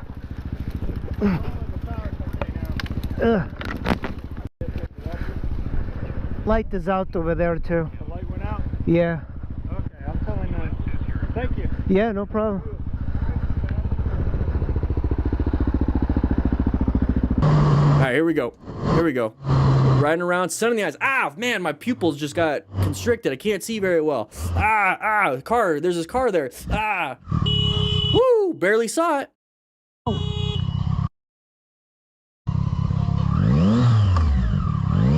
You know, thankfully, what was the thing that saved him? What was the thing that saved him, class? Write it in the comments. But this is what I'm talking about. This is one thing you got to watch out. You're riding, maybe you don't even have the smoke shield, but like, you know, your eyes are a little bit dilated because you were in the shade for a little bit. You're just riding around, capturing as much light as you can through dilated eyes. And then all of a sudden you're like, okay. Oh man, I can't see. And then your eyeballs start constricting a little bit and you can't see very well. It's painful for your eyeballs. Okay, so we're going through here. Okay, we're going to slow it down. We're going 62. I don't know if that's a high speed in this area. It doesn't look like it's going to be miles per hour. I don't know, maybe it is. But we're coming through here, and you can't see anything. Let's say you're completely blinded, and you're just going to keep going. And you ran into this vehicle. Now, whose fault is it? Whose fault is it that we crashed into the side of this vehicle? It would be this person's fault. It would be the car driver's fault. Now, who's going to the hospital with probably an open book fracture and tib-fib breakage? And maybe a skier's thumb, maybe a traumatic brain injury, maybe some chest trauma, and some rehab for the next 6 months to a year. It's going to be us. So I don't care who's at fault. I don't care. Feel good about it. You know, go, hey, you know, it was their fault I crashed. I'm a good rider. Their fault I crashed. While you're sitting in the hospital or going through rehab for the 12th time. Doesn't matter. Doesn't matter. Does not matter. And I don't want you guys thinking that is the deal. There we go. So we're going through here. We have sun in the eyes. It's like, ah, man, your vision has been taken away for a split second. Roll off that throttle. Get prepped and ready for anything that could jump out at you. Look at where you need to go. Look what you need to do. Slow it down so you have more reaction time. You see the vehicle kind of a little bit. Okay, so there's an intersection coming up. You know there's a turn coming up. Let's go ahead and go in orange stage, prepped and ready, cover that front brake. Oh, wait, he's already doing it. Hey, I'm not talking crap about Mark Smith. There's a lot of good riders in this video. So good job, very smart. Look at that, prepped and ready. Prepped and ready. As soon as he sees this, he honks and applies the brakes. I'm okay with that. Save yourself. All right, so that driver was on the right side, so this is definitely not miles per hour. I'm just kidding, I don't know. All right, we're going, and end of story. Now, typically, what would you see a motorcycle rider do? I'm going to do a U-turn and hit some mirrors. Just go on with your day. All right, we're riding around here on a scooter. All right, watch out for anything coming from the right side. All right, orange stage. If you comprehensible behavior. Okay, good. Out of there. Keep a safe distance and decides to filter. Side of the vehicle. Whoa. Okay, not much you could do there. Did a good job with 360 situation awareness. Got himself out of that situation. All right, so can't do much here, and that's a big fear. Now, this is one of those things where you better have full gear just in case a dum-dum does this. If you were in a car, they would have hit you. The fact that they didn't hit you is because we're on a motorcycle and they had some room to navigate around this. They made a stupid mistake. They might blame you, whatever it is. But if we were in a car, we'd have been hit. We're on a motorcycle, we're not hit.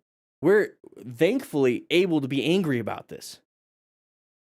You understand the path that I'm going down? If we got hit, we would have damages, financial problems, all these different things, insurance rates, all these things, possibly whiplash, probably, back pain. Who knows? But we're on a motorcycle. It was a close call. Thankfully, we're able to just be angry a little bit about it. So, thankfully, nothing happened. If we got hit, what do? We need to wear full gear. Smart Rider principles: acquire and utilize personal protective equipment. You have to. It's going to mitigate as much as it possibly can. I'm not saying it's going to mitigate 90% of the damage. I'm saying it's going to mitigate as much as gear possibly can, and hopefully that is enough to keep you from having life-altering or life-ending issues. Yeah, there's nothing you could do, because let's say he tried to escape by accelerating. He's going to hit the side of the vehicle in the intersection. He's going to put himself in a huge dangerous position. Hopefully he can navigate and go right. It's a right turn lane right there too, but it's already on us. The vehicle would have hit us already. So he did good. He did good. I like that color. I love it, Jordan. I like that color. Anyways, lane filtering. Okay, very tight spot. I'm sorry. We shouldn't be trying. We shouldn't be trying to do that. Yeah, I know. We should not be trying if it was that narrow. I'm sorry.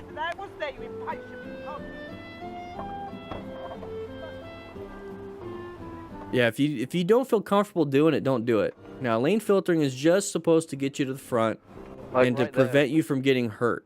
Like there-ish. On the front bumper around here, it was around. You're right. Must be mental. Why couldn't you wait 2 seconds? I was just filtering. But the traffic ain't going nowhere. It's legal. Yep. Idiot. It's legal, but just because you can does not mean you should. I'm sorry. Okay, I'm sorry. I mean, that's all you can say. If you're at fault, just say I'm sorry. If you can't do it, don't do it. Just because you can doesn't mean you should. So let's take a look at this real quick. Let's take a look. Look at that. Look at that. What are we trying to do? Are we trying to just min-max it and I'm going to get to here? Because you're not going to make this, you're not going to make that, you're not going to make this, you're not going to make that. So why don't we just stay right here or back a little bit more? You know what I mean? It's like, just because if you... I guess anything can fit with enough force. I mean, it's just like, what? But why? Why? Sorry. All right, moving on. Moving on. Oh my gosh. Like right there. Where? Like there-ish.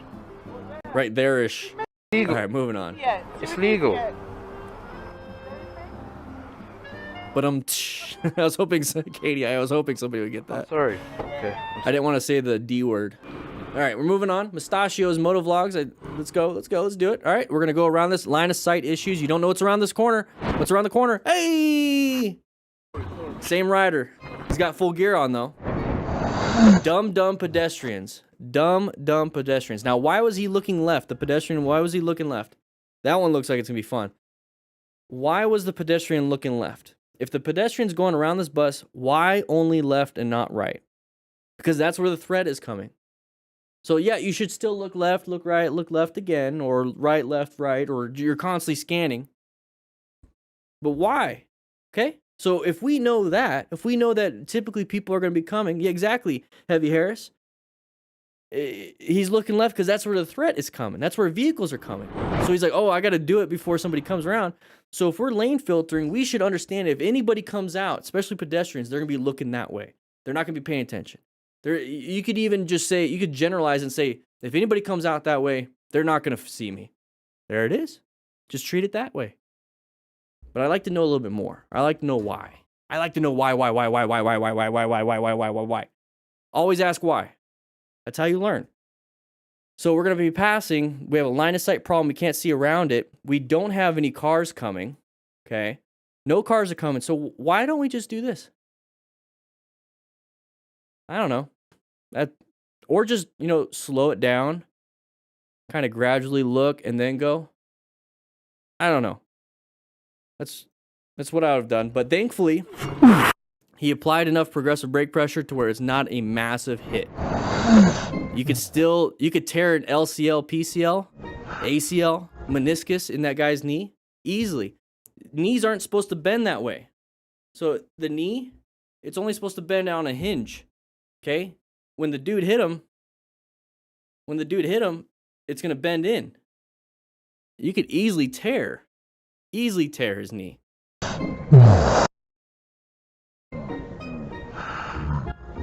All right, here we go. We're riding around hauling ass. ZX Ken. Woo! The bikers. Chevrons. Hill. Oh! Hey! Oh, shit. Come back. One down. He's panicking. You see how he stalled? That's fine, though. That's fine. You good? Why did I just do it?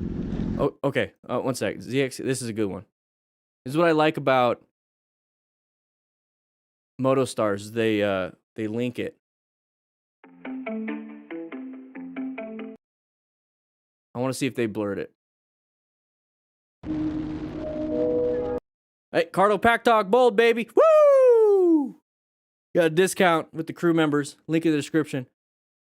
All right, let's get to the crash. So that's how they were talking. That's what I love about having a Bluetooth. We use Cardos, but if you use whatever you want to use, my only concern is you have a communication system so that way if something bad happens, you can tell somebody about it. You're not having to wave them down or catch up to them. You can tell them about it. So I like that. I like it. That's why I use it. That's one of the reasons why I use it. I like using it for the GPS and music too. But anyways, let's go back just a little bit. So we're going 84, just, some context. This is what I like about it. Context, 84 and a 40 recommended. Okay, so we're going really fast. Okay, we're going miles per hour. Okay, S1000RR. So they navigated it. Is this our first time?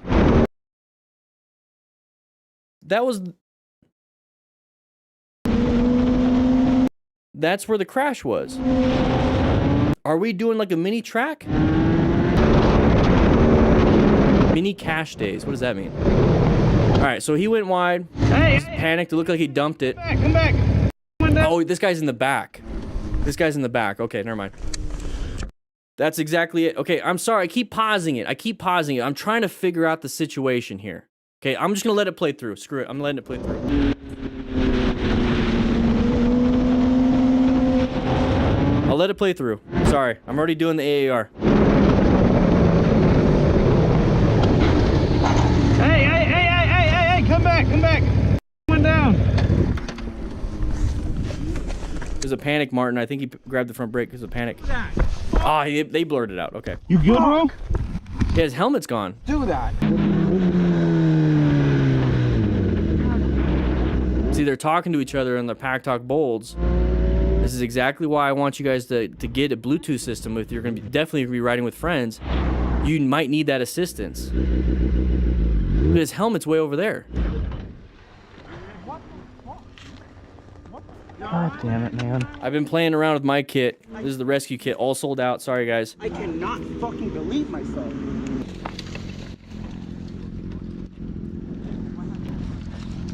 So what can you gather right away from the injured? Open airway. Bitch. He's conscious and aware. Where do you want to move it? At least right now. Seen it coming too, but there's nothing I could say. No. Circulation is good. Now you just got to make sure he's not having external bleeding. Wow, that was fast. Yeah, that was pretty fast. Well, they can't go that fast. They can't. 106 X-Ram. Looks like he had poor vision into the turn. It popped up quick at that speed and he panicked. Yep. Ooh, look at that road rash. Impact zone right there on the knee. Great. I can't Did he have pants on? He had a jacket. I really can't. I can't believe it. You're an idiot. One job. Yeah. They're blocking traffic, the fire department. Oh, that's done. Oh, the That's done. You're hoping it's plastics, but if you have a crack anywhere on that frame or... Can you guys take a picture? You put this on Facebook, Dan? Get in here, guys. Get in here. Get in here, guys. Oh my God. Hey, everybody. EMS must believe it's not severe, because if it was, we'd be like, no, we got to go, guys. No more, no pictures. F it. We're not doing that. You done looking pretty? Let's go. Let's go sit and talk. Get out of here. Get out of here. 3, 2, 1. Hey, look how easy it is for thieves, right? You get 3 dudes with a truck, and thieves can take your crap. 4 dudes with a truck can take your motorcycle, even with the lock. Oh, is there more? The video up here. Okay, so let's go back just a little bit. Let's take a look at the actual crash. We're going to just talk briefly, because remember, we're going to talk about mechanism of injury. So these are the riders. So this is just one of them. Let's see. They got a little power wheelie going on. So now we're going to have a different group. So this is going to be the group that's in front. So it's 4 people, 4 riders, I believe. And this person up front's going to make it. This person's going to make it. They're all utilizing their Cardo Pack Talk bolts. So guys, we have links in the description for that. Heavy Harris, you said the helmet goes crazy. So that was the turn. Okay, so we're going to go through here. Now this is the 2 people in the back.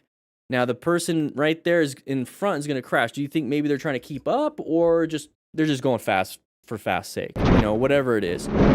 So residential neighborhood, very scary to do this in, because you have tons of factors. You got that crest of the hill and a blind corner. Came up on you really quick. Chevrons are going to indicate it is going to be a sharp turn, so you should be paying attention to that. One only X-Ram, hey, you know, you go to track all the time. He has some good stuff. He knows that you need to look for markers. You need to look for your turns. You need to actually navigate a lot of these things with good trail braking and positioning. Everything. But markers are definitely, and vision is going to be a huge indicator of what you need to be doing. So you see this guy goes up and he falls down. You see how he falls down right away? So one old X-Ram said something about, you know, panicked right at the end because he was going maybe a little too fast, caught up to him quick. So what do you typically do with a panic? You're like, I need to stop. So you slam that front brake. Hey, BMW S1000RR, you know, it has great ABS and a bunch of other rider aids. You still can mess it up. Maybe lean angle ABS. I don't know. Maybe the computer couldn't handle it, or he turned it off. I don't know. Anyways, we're going through here. The bike hits the pole. Those poles are 4x4s or 4x6s or 6x6s, and they're strong. Snapped it. Many cash days implies it's a race day. Okay. What's the ego? Now imagine if he slid into that tree where the bike went. He would have been split in half. His spine is gone. AAA. You know, aortic aneurysm. Just split it. You're dead in less than 30 seconds. It's... You guys need to be paying attention to this, no matter what gear. So there's his helmet right there. Okay, the retention system is there for a reason. Okay, you need to have it on. Now, here's the thing. Maybe it was such a huge impact, it flung it off. It snapped it. I highly doubt it, though. I highly doubt it would snap it off. I have a feeling it just wasn't properly tied down. So his helmet went flying. Hey, come back. So this guy right here is yelling at his buddies on his Cardo Pack Talk. Hey, once if your buddy has the rescue kit up front, you need him to come back. You can't call him, can't communicate with him. That's why everybody should be rescue trained. Okay, I've been playing around with my rescue kit for a while. I got tourniquets and everything in here. I've actually decided, you guys are all yelling at me for using this as a trainer. Hey, I got like 3 of these things. So I got some trainer tourniquets to play around in. But if we're taking a look at, you know, just these smart cards that we got going on, you know, rescue cards. You know, what do we got to do? We got to remain calm. Okay, he's doing his job, you know. We got to ensure our own safety. We got to stop any type of bleeding. And then we got to quickly assess the severity of the incident.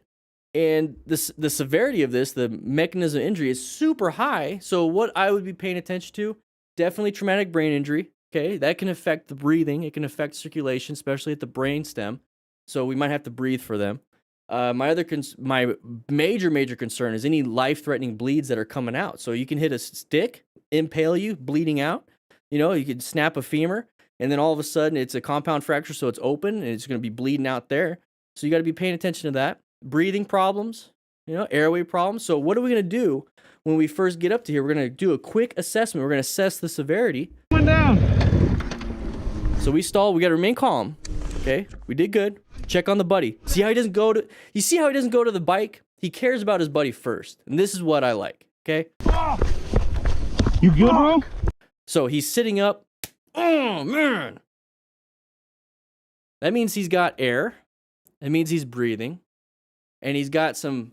Okay, so anger is a pretty good response. It's a typical response. So maybe he's alert. So far, just from doing this without even asking questions, I got a pretty good assessment. Why did I just do that?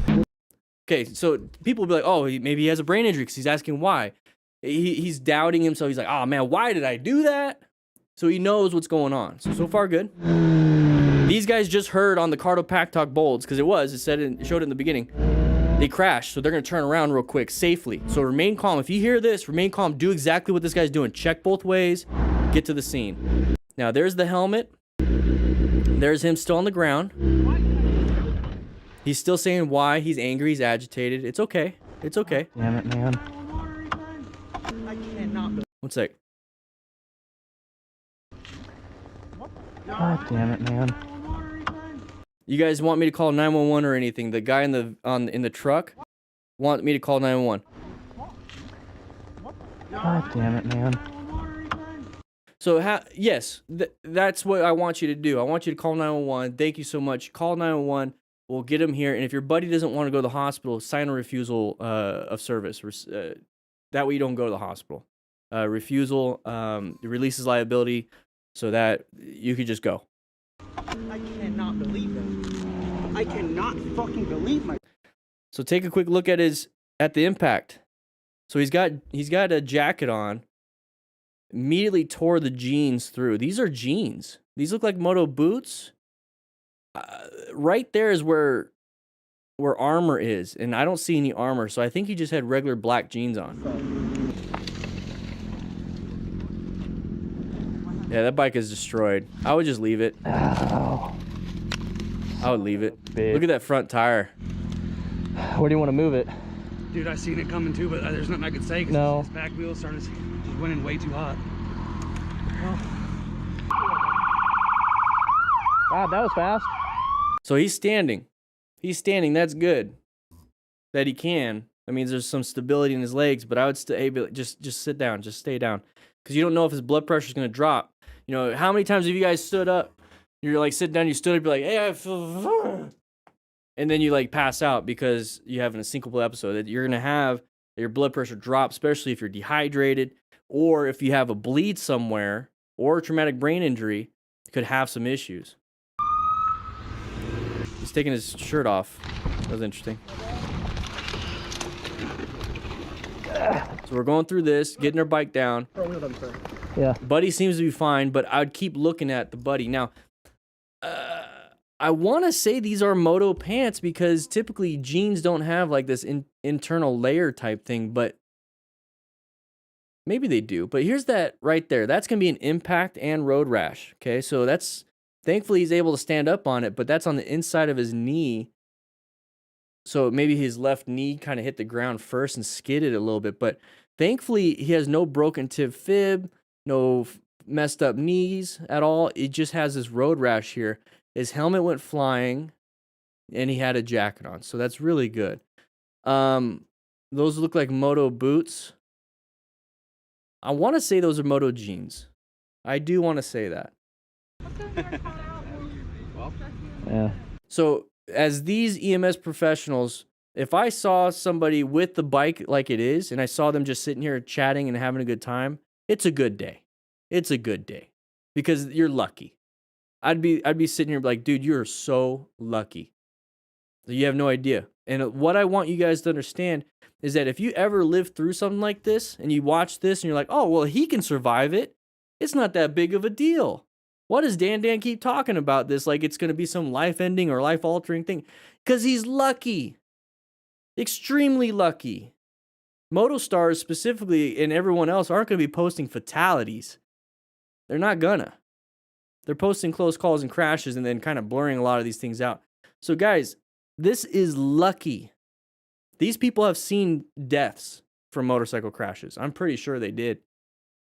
The thing is, when they sit here and they joke about it, they're happy that they can joke about it because it is a rough day to be doing CPR or taking this person to a trauma center knowing full well they're going to die. You're going to keep them alive up until the trauma center, and then the doctor's going to say, oh, he's dead.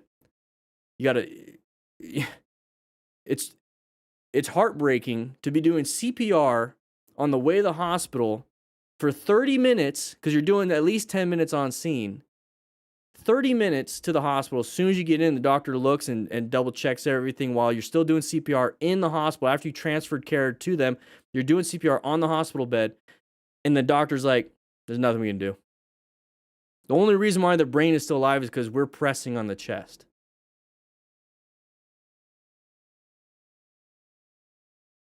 This is lucky.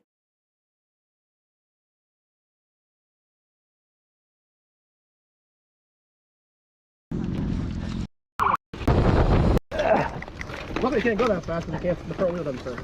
Yeah. All right, here we go. This is not my real ID. All right, moving through here. Hey, lots of pedestrians. Whoa, kiddo. Woo! Good job on that parent. Good job on that parent. Look at this. So you always got to watch out. What did I say about animals? They're just, I mean, kids are just like the animals, just like deer. They're so unpredictable. So unpredictable.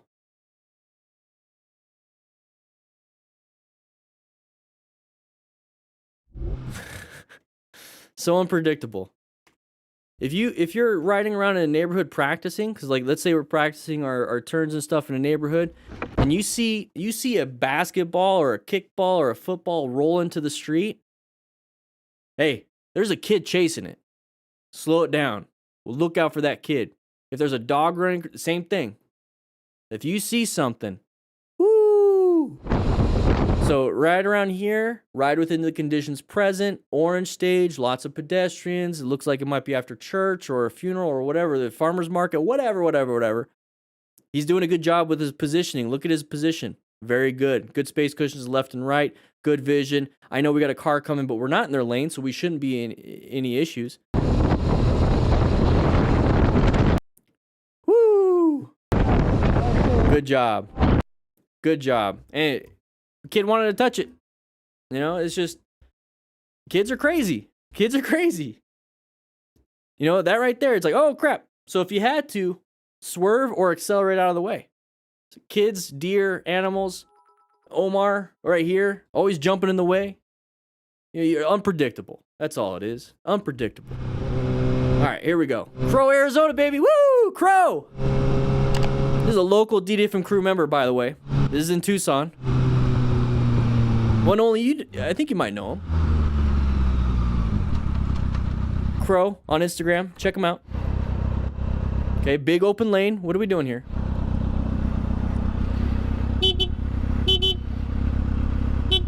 What are we doing, Crow? Oh, don't do the phone thing. Tank is open. Oh. Your gas tank is open. Can I close it? If you can, sure. I've done that before. Hey, he's such a good... I was hoping he wasn't going to be like, hey, get off your phone. Oh, it's not a big deal. Remember, it's their emergency, not yours. Hey. I hope you find... All right, Crow, we'll give you one more. I just want to see... I want to see where he's at. Okay, so it's the Loft Cinema. Is this on Speedway? This might be Speedway. This might be on Speedway. I think it is. So he's riding around. Yeah, there's the car wash. Hey, you got your gas tank open. Oh, it's not that bad, Crow. You don't have to do that. Just watch out for your behind. Watch out behind you. That's what I'd be worried about. Whew. Your gas tank is open. Your gas tank is open. Your gas tank is open. Crow, you're doing a good job, all right? You're doing a good job. That was really cool. So everybody, before you leave, because class is almost over, look at this. Look at this. Motorcycle Training Concepts is going to be the on-bike training. Basically anything hands-on. DanDanTheFireman here. I'm a coach for Motorcycle Training Concepts. This is what we work with here, and we're developing the Smart Rider system, the Smart Rider principles. We're teaching everything based off of that. So we're doing situational awareness on this channel.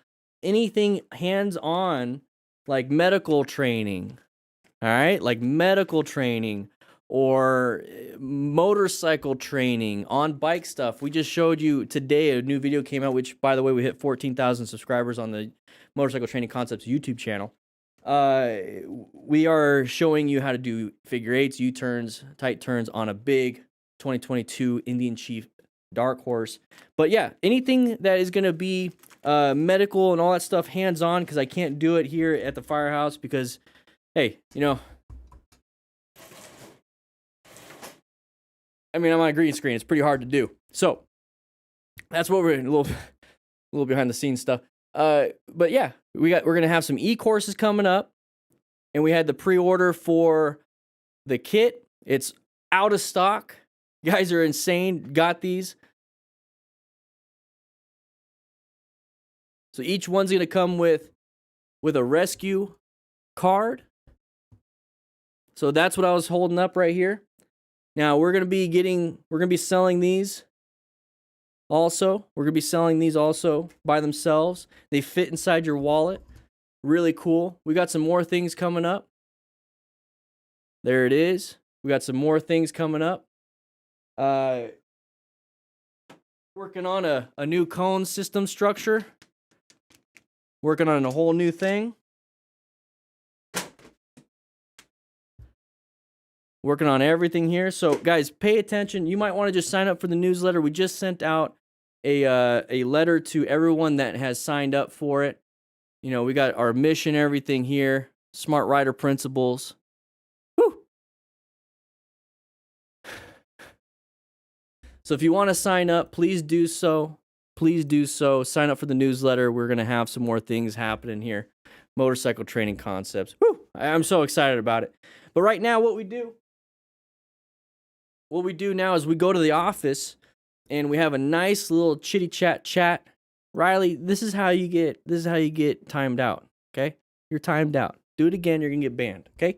Hey, Riley, you know what? Screw it. Get out of here. Get out. Get out. That was obnoxious. Rookies, walk them out. Thankfully, nobody saw it. So what we do is we go to the office and we just have a chat about what it is I'm learning recently and sharing and answering questions, listening to some music. So let's go ahead and go to my office. Oh. Whew. Welcome to the office. Welcome to the office. Now we're going to go ahead and put on some music. Come on in.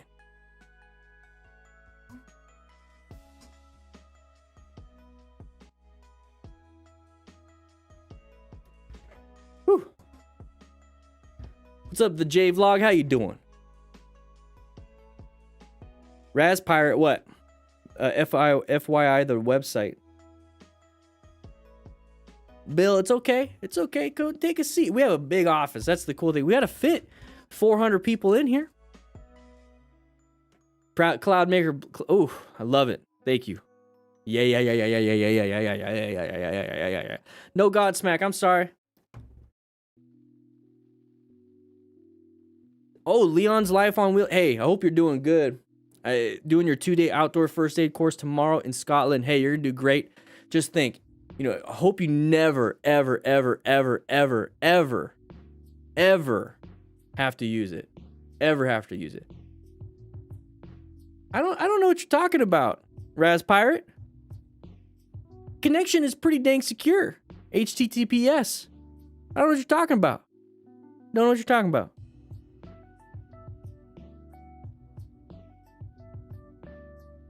Don't know what you're talking about.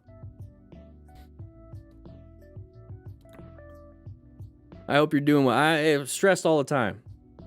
I took a mental health day yesterday. Happy I did that.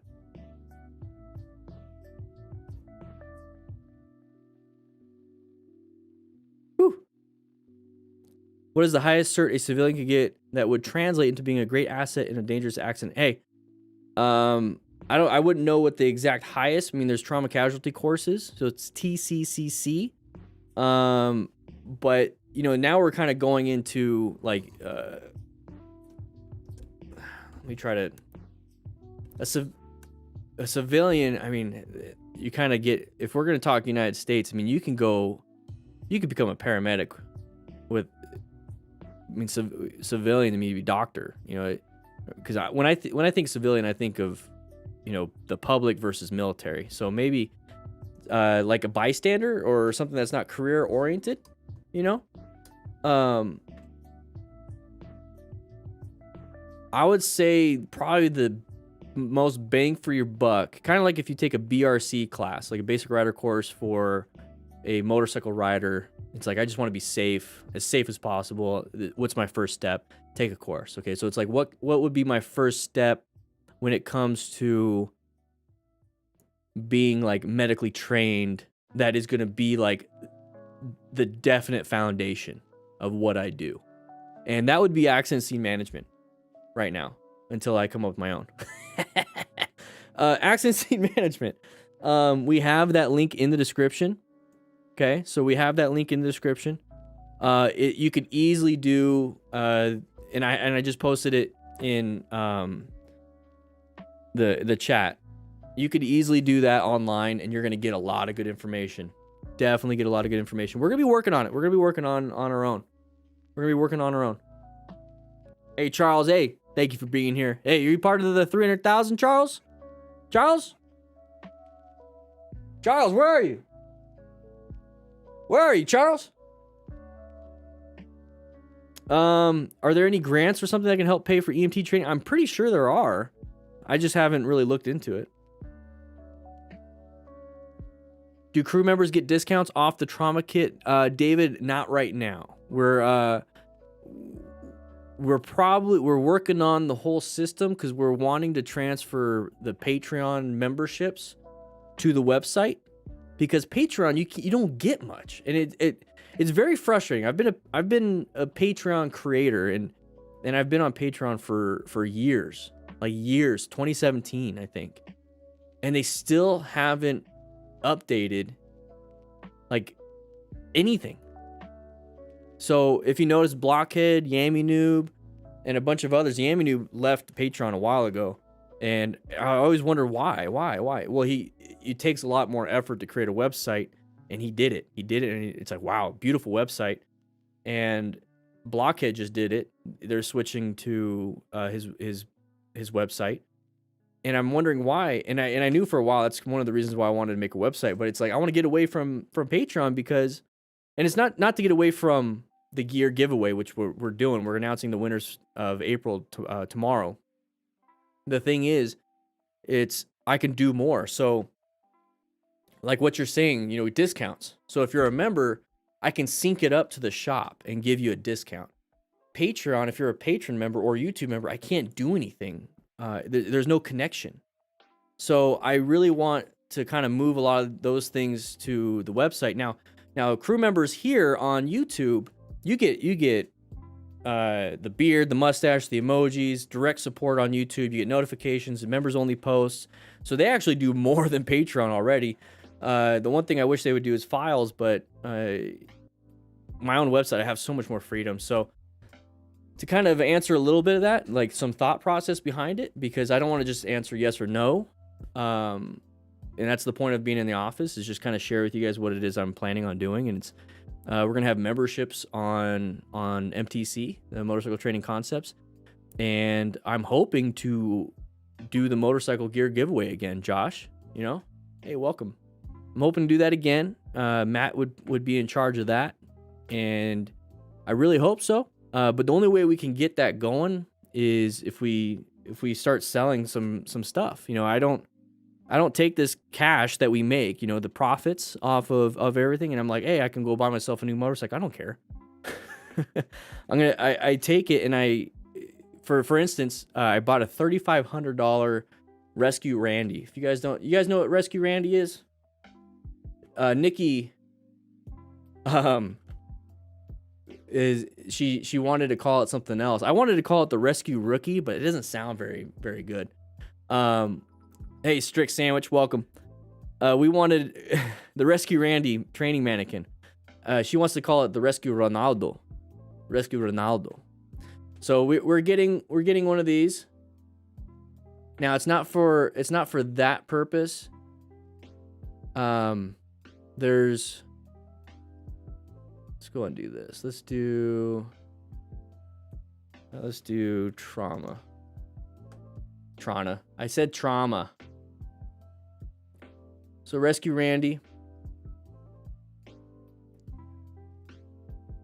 So we got this. So we got this thing. And this is the European stuff. He's going to use it for pranks, not training. So we decided, oh, damn it. So whenever we sell something, we put it right back into the shop or into the training. So we're getting this. It's on back order right now. I believe they just have, there's a lead time and everything. So you can pack the wound. So that's the person packing the chest wound, which is gonna be right there. You know, you can pretty much put it anywhere. So the blood actually comes out. And then it comes with, let's go ahead and go back a little bit. So I also ordered these. So it's got, you know, amputations. There's the bleeding wound trauma coming out. So and then there's blood flow. You can do the blood flow on it. So what I'm trying to get at here is anything you guys buy on the shop, I'm focused on making this channel better. Definitely making this channel better. So when you guys buy anything on there, it allows me to do these things and make better content. And if you become a member on the website, when we finally update it, the more people we get, the more gear giveaway we can give away, the motorcycles we can give away, the training we can give away. It allows me to hire somebody to help me out with the training courses, because I can't do everything on my own. Like I can do just the channel, just DanDanTheFireman on my own. That's it. I can't do all this stuff without a team.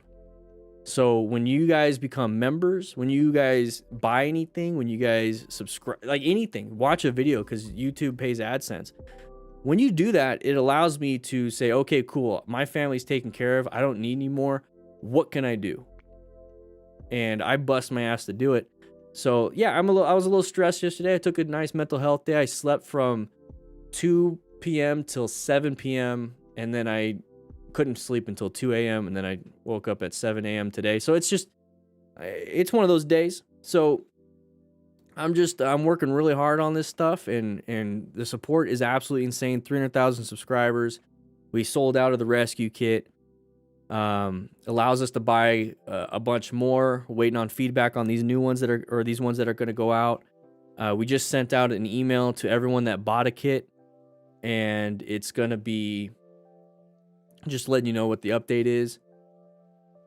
There's just so much, and I'm just so thankful. Definitely thankful. So it was it was a long-winded answer to if members can get discounts. The goal is to be able to have the memberships on the website. So just to circle back, memberships on the website to where we can offer discounts, not just on what's in the shop, but also the training courses that we're going to be doing. Is there going to be more rescue kits? Jesus, yes, there are. I'm working with the supplier. I'm like I said, I already got good feedback on the kits.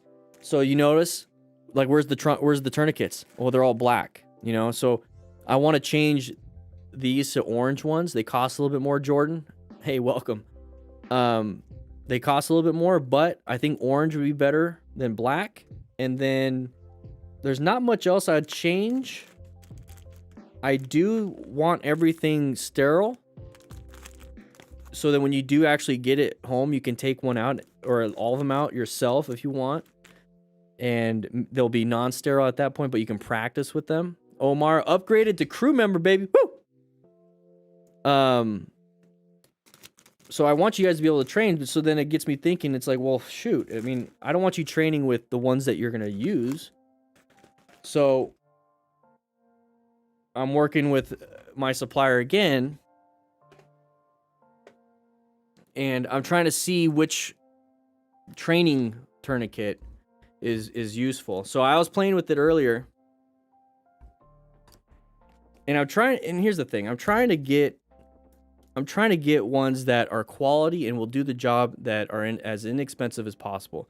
Now there's the gold standard CAT, combat application tourniquet, gold standard, very expensive, makes it to where these kits would be a lot more. So these aren't CAT tourniquets, but they're effective and they're strong. I've been playing with them for a couple days straight, just constantly tightening them, loosening them, tightening and loosening them. And it's like, people are like, well, you don't, make sure you only get the gold standard. It's like telling people only get iPhone and Nike. Well, anyways, from my perspective as an EMS provider, these are just as good. So yeah, so I've been playing with this one for quite a bit, and the thing is, you can test it out easily.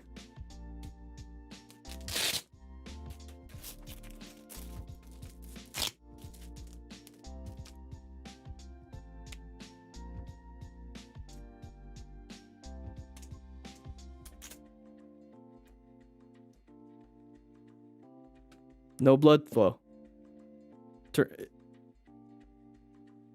Fucking hurts. It hurts. And it should hurt. Comes with a Sharpie in the kit. You write the time. Yeah, Super Chat. I turned Super Chat off. Oh. Woo. One-handed application. After you play with it, you see how loose it is after you play with it? Stretch it back out.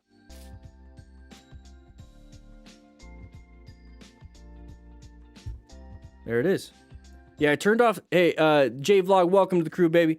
I turned off Super Chats because we are raising money for the Distinguished Gentleman's Ride, instead of taking donations for April and May. So let's see if we have any donations. We do have a donation from Renzi. Hey, Renzi! Hey, yeah. Not sure if he'll show up my real name or my Renzi name, but wanted to help out there where I can, boss. Hey, with the $10 donation. Woo! Thank you so much. Appreciate it, Renzi. Have fun editing this one. But yeah, I've been doing this, and it's like, these aren't the gold standard. Now, I did research on them, and the other ones are good. So if you want to get yourself a CAT tourniquet, please do so, but not everybody can afford those. So I'm just going to prep it like I would. So I'd stick this in. Right, Preston? Woo! So I'd stick it in. Now, this is the thing. You always practice. You practice it. Now, I just did it on my left arm. Let's do it on my right arm. So my arm is bleeding out, like here or whatever. All right, so we got to practice it.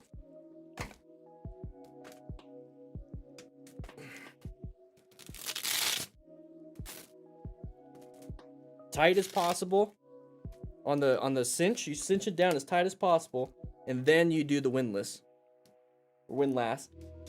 Oh yeah, boy.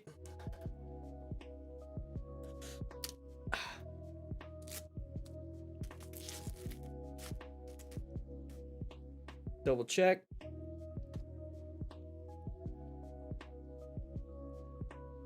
And I stick it in, Yammy. I'm practicing my tourniquets. Just having a good time in my office. Hey, have a seat, Yammy. Go ahead and take a seat. Go ahead and turn on TV a little, put it on mute, use the captions. We're in the middle of class. Go ahead and take a seat. We just hit 300,000.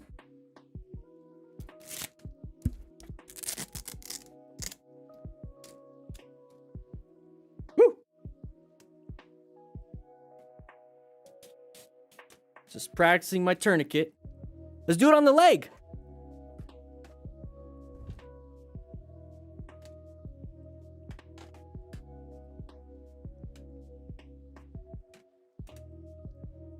Set it up like I normally would.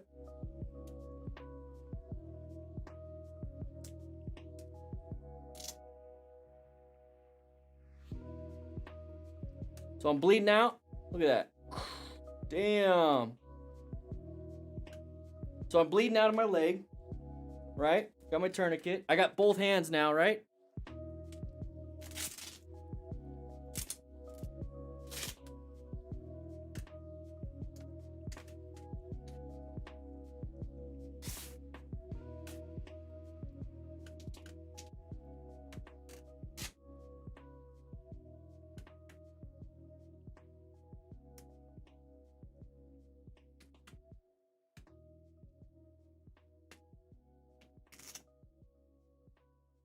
Right at the time.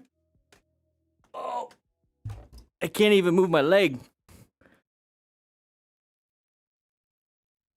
Now I can't check the pedal pulse on my foot, but that's it.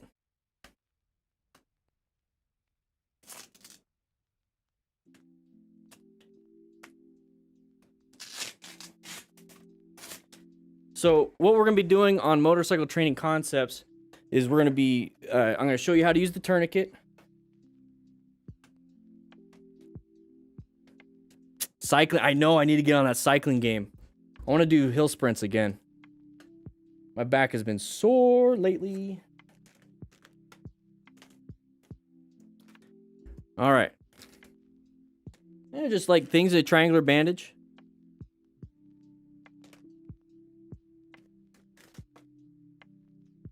Triangular bandage. So this is used.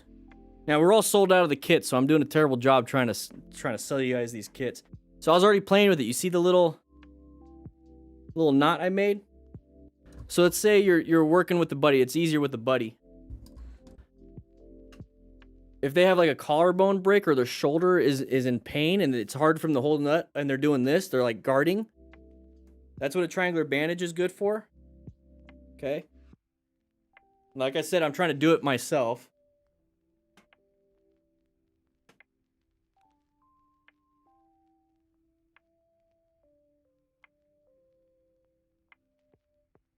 I'm not going to tie the knot because it's hard to do.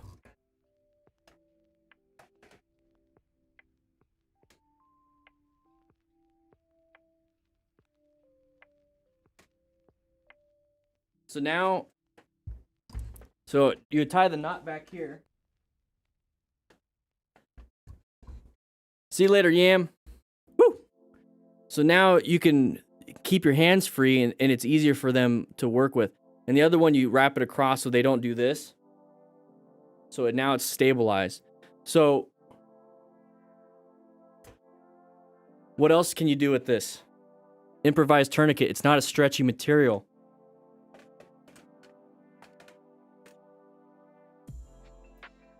Comes with the trauma shears. You know what? I'll say it's hard to show. You just wrap around. You create the windlass out of this. But anyways, there's so much you can do that you can help. So I'm kind of going off of what everyone else here was saying. And you're asking, you know, what is the highest level for a civilian? Like, these are all things you can do. These are all things you can do.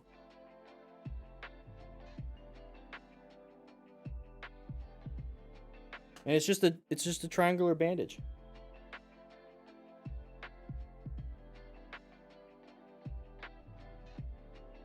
I mean, if you really had to, you can use this to pack a wound.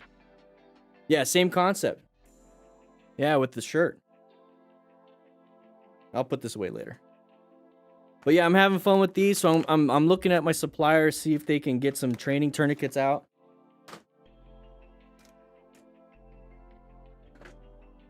I'm also working on some of these. Use these as like training cones.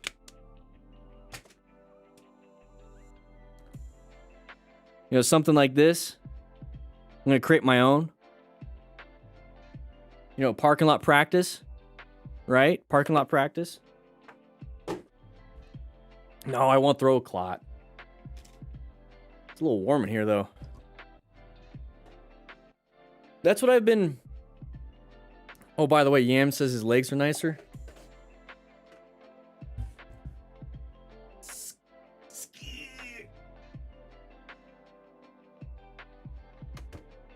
Get out of here. Get out of here. So anyways, how's this beard doing? So I've been learning about some stuff, you know, I've been playing around with this. We're gonna get some videos out on motorcycle training concepts, and it's just gonna be how to you know, apply the tourniquet, how to utilize, and some of these things. We're really hoping for that kit or the rescue Ronaldo to show up. One last beard check.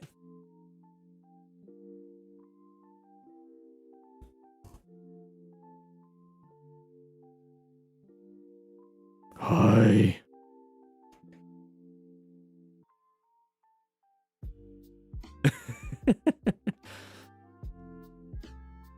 Yeah, motorcycle training concepts. I'm just gonna be teaching you what's in the kit. Okay.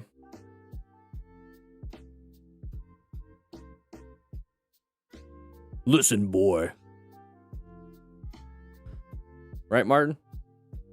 Boy.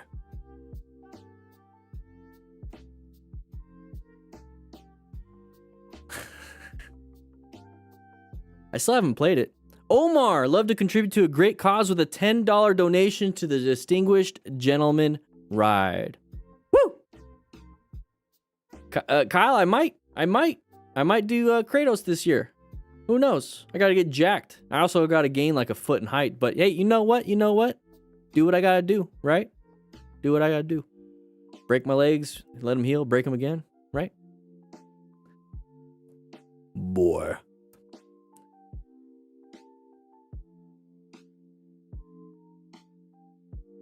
Are there classes in Minnesota? I don't know. There's online classes anywhere you want to go. I mean, with accidentscene.org.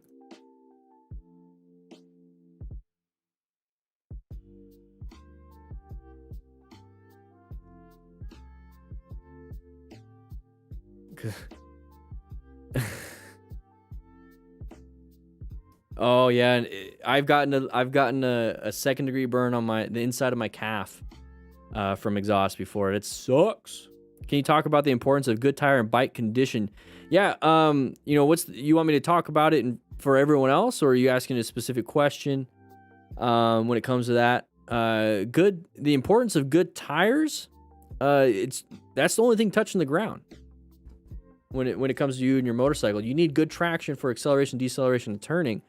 So if they need to be in good working condition, they need to be at the right PSI, because that is what they're designed to be used as. Also, you don't want to go past their speed rating, because then they can start to delaminate.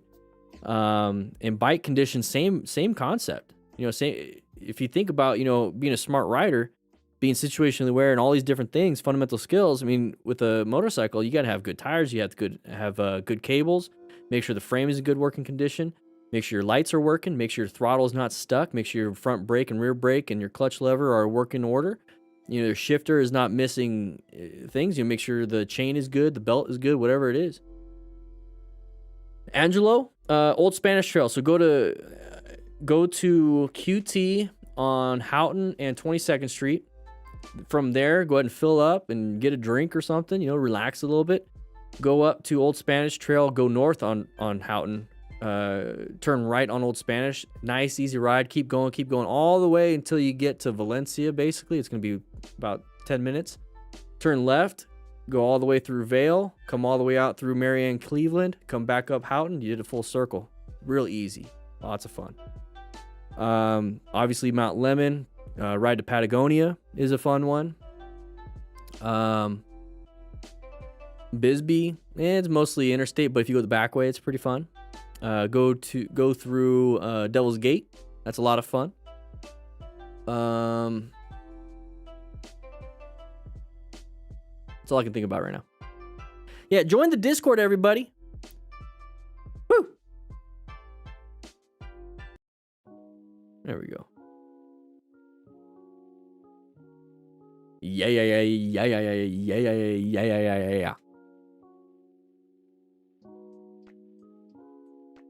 I just learning kind of get back onto it because we're not getting a lot of questions here. So when it comes to what it is I'm learning right now, I'm learning about how to delegate some stuff, really.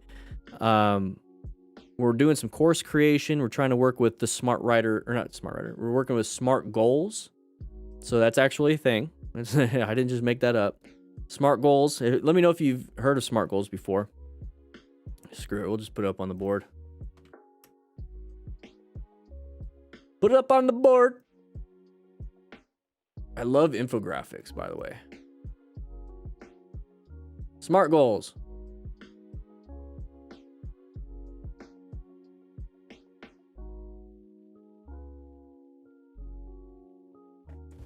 So we're working with SMART goals when it comes to riding a motorcycle. So I'm gonna ask you guys. Hey, we're gonna have a little chitty chat right now. What do you guys want to do? What do you want to learn? Let's be specific. If I were to create a course for new riders, never ridden before, and I'm over here saying, hey, after you take this class, you'll learn how to ride. What is it you specifically want to be able to do? Because wanting to ride is kind of generalized. Do you want to ride safely? You want to ride faster? Do you want to be able to have no experience to just putting around the neighborhood? What is it you specifically want to do? Serious question, everybody. What do you want to do? Do you want confidence? Do you want to be able to turn your motorcycle within a 20-foot box so you can pass your MSF? Do you want to know how to stop as efficient as possible? Like we can go even super specific. I want to pass the MSF course with confidence. So that tells me you need to be able to pass the U-turn in a box. You need to be able to navigate curves. You need to be able to swerve. You need to be able to brake in time. You need to be able to do a tight turn from a stop and a straight line weave at minimum. So I want you guys to think about this. Be very specific. So then how would I be able to measure that? Right? How would I be able to measure that? So I basically just run you through the course. Is it in your power to accomplish it? Could you accomplish it? I think you guys can. I think that's a pretty easy one. Can you realistically achieve it though? Like, be realistic. So if it's like, I want to be able to never crash or some crap, it's like, that's not realistic. Essay, yeah, definitely. So timely, how long do you want? That's a really big one. So the first part is basically what I want to know. The three middle ones is my job. And then timely, S&T. When exactly do you want to accomplish it? How long do you want to take the course that I'm going to provide? How long would you dedicate? Would you dedicate a weekend? Would you dedicate 2 weekends? Would you dedicate a full week? Would you dedicate 8 weeks? What is a good timetable for you guys? See you later, Katie. What's a good timetable? What would you want to dedicate? Like, I'm asking you guys this. Would you want it done quickly, or do you want it done right?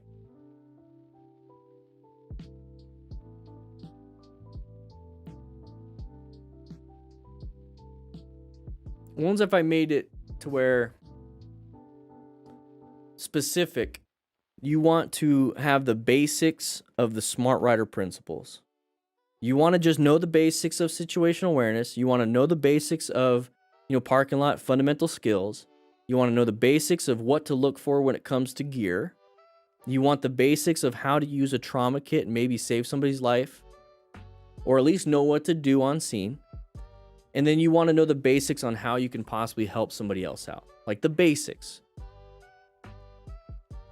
So then measurable, I'm going through a thought process here. So measurable for situational awareness, though, I would put up some things on the screen and ask you to pick out a couple hazards and what it is that you're supposed to look for. Basically test you on what we do here in class. What about, so then measurable for fundamental skills. You have to complete these exercises that I have you do during the class. And then what about, measurable with acquire and utilize personal protective equipment? I just have you go through the equipment you currently have and find the date it was born on, like the helmet. I have you double check all your armor, just the basics. And then rescue another rider. I just have you know how to stop the bleeding, bare minimum, if there's bleeding. So how to apply pressure, pack the wound, and possibly apply a tourniquet. So the measurable aspect of a basic teaching and mentoring, I have you just write me, I don't know, a quick essay, half an essay. Maybe writing's not a good thing. So then how about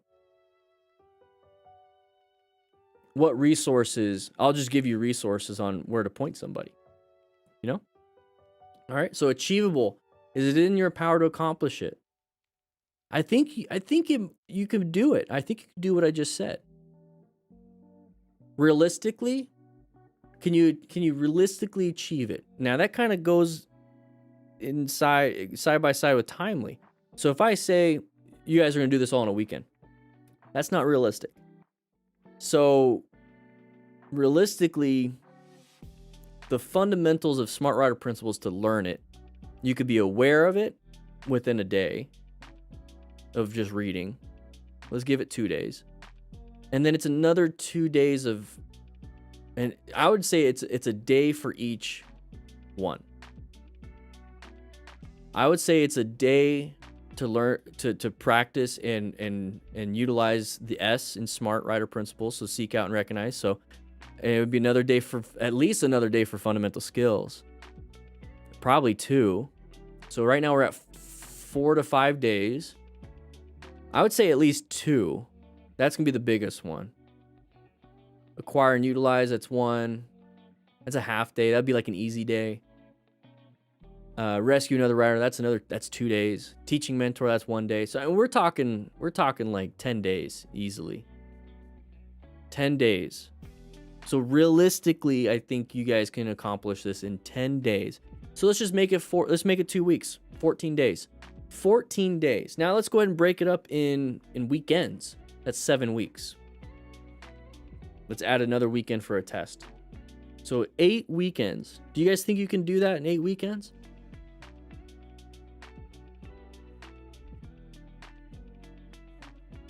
If I told you it's going to take you 8 weekends to become have the basics of Smart Rider principles on your own time, at home, with instruction, with access to me to ask questions, with the ability to go on the Discord and talk with other students that are going through it just now. Maybe somebody's on week 6 and you just started and they can help you out. And that could be the thing. We're going through the thought process, everybody.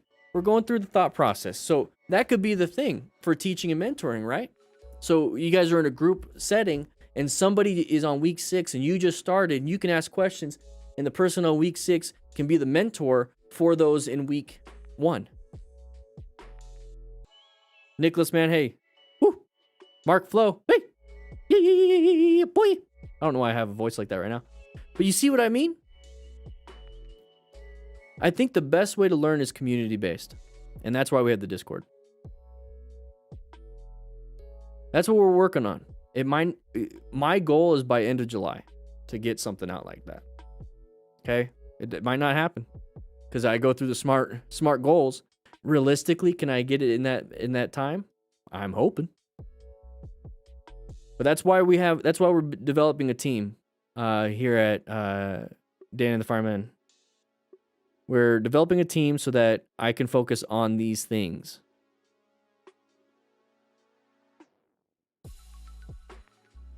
Hey, yeah. SA, wait, yeah. SA, by the way, once we finalize the diagram and everything and we get some designs out, I'm going to be sending it out to any mentors. I'm going to consider you're a mentor, dude. I'm going to send it out to mentors. That way you can practice with the people local to you and know what to do. Hey, Daryl, how you doing? Murray, exactly, dude. Exactly. You can be a smart rider, smart driver.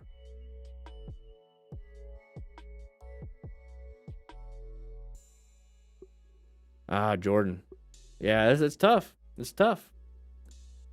It's a habit. That's all it is. It's a habit. It's a habit that became biologically habit too. You know, so it's tough. Greetings from Greece. Yeah.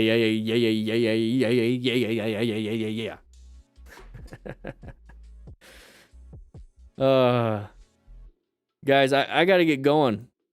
I know.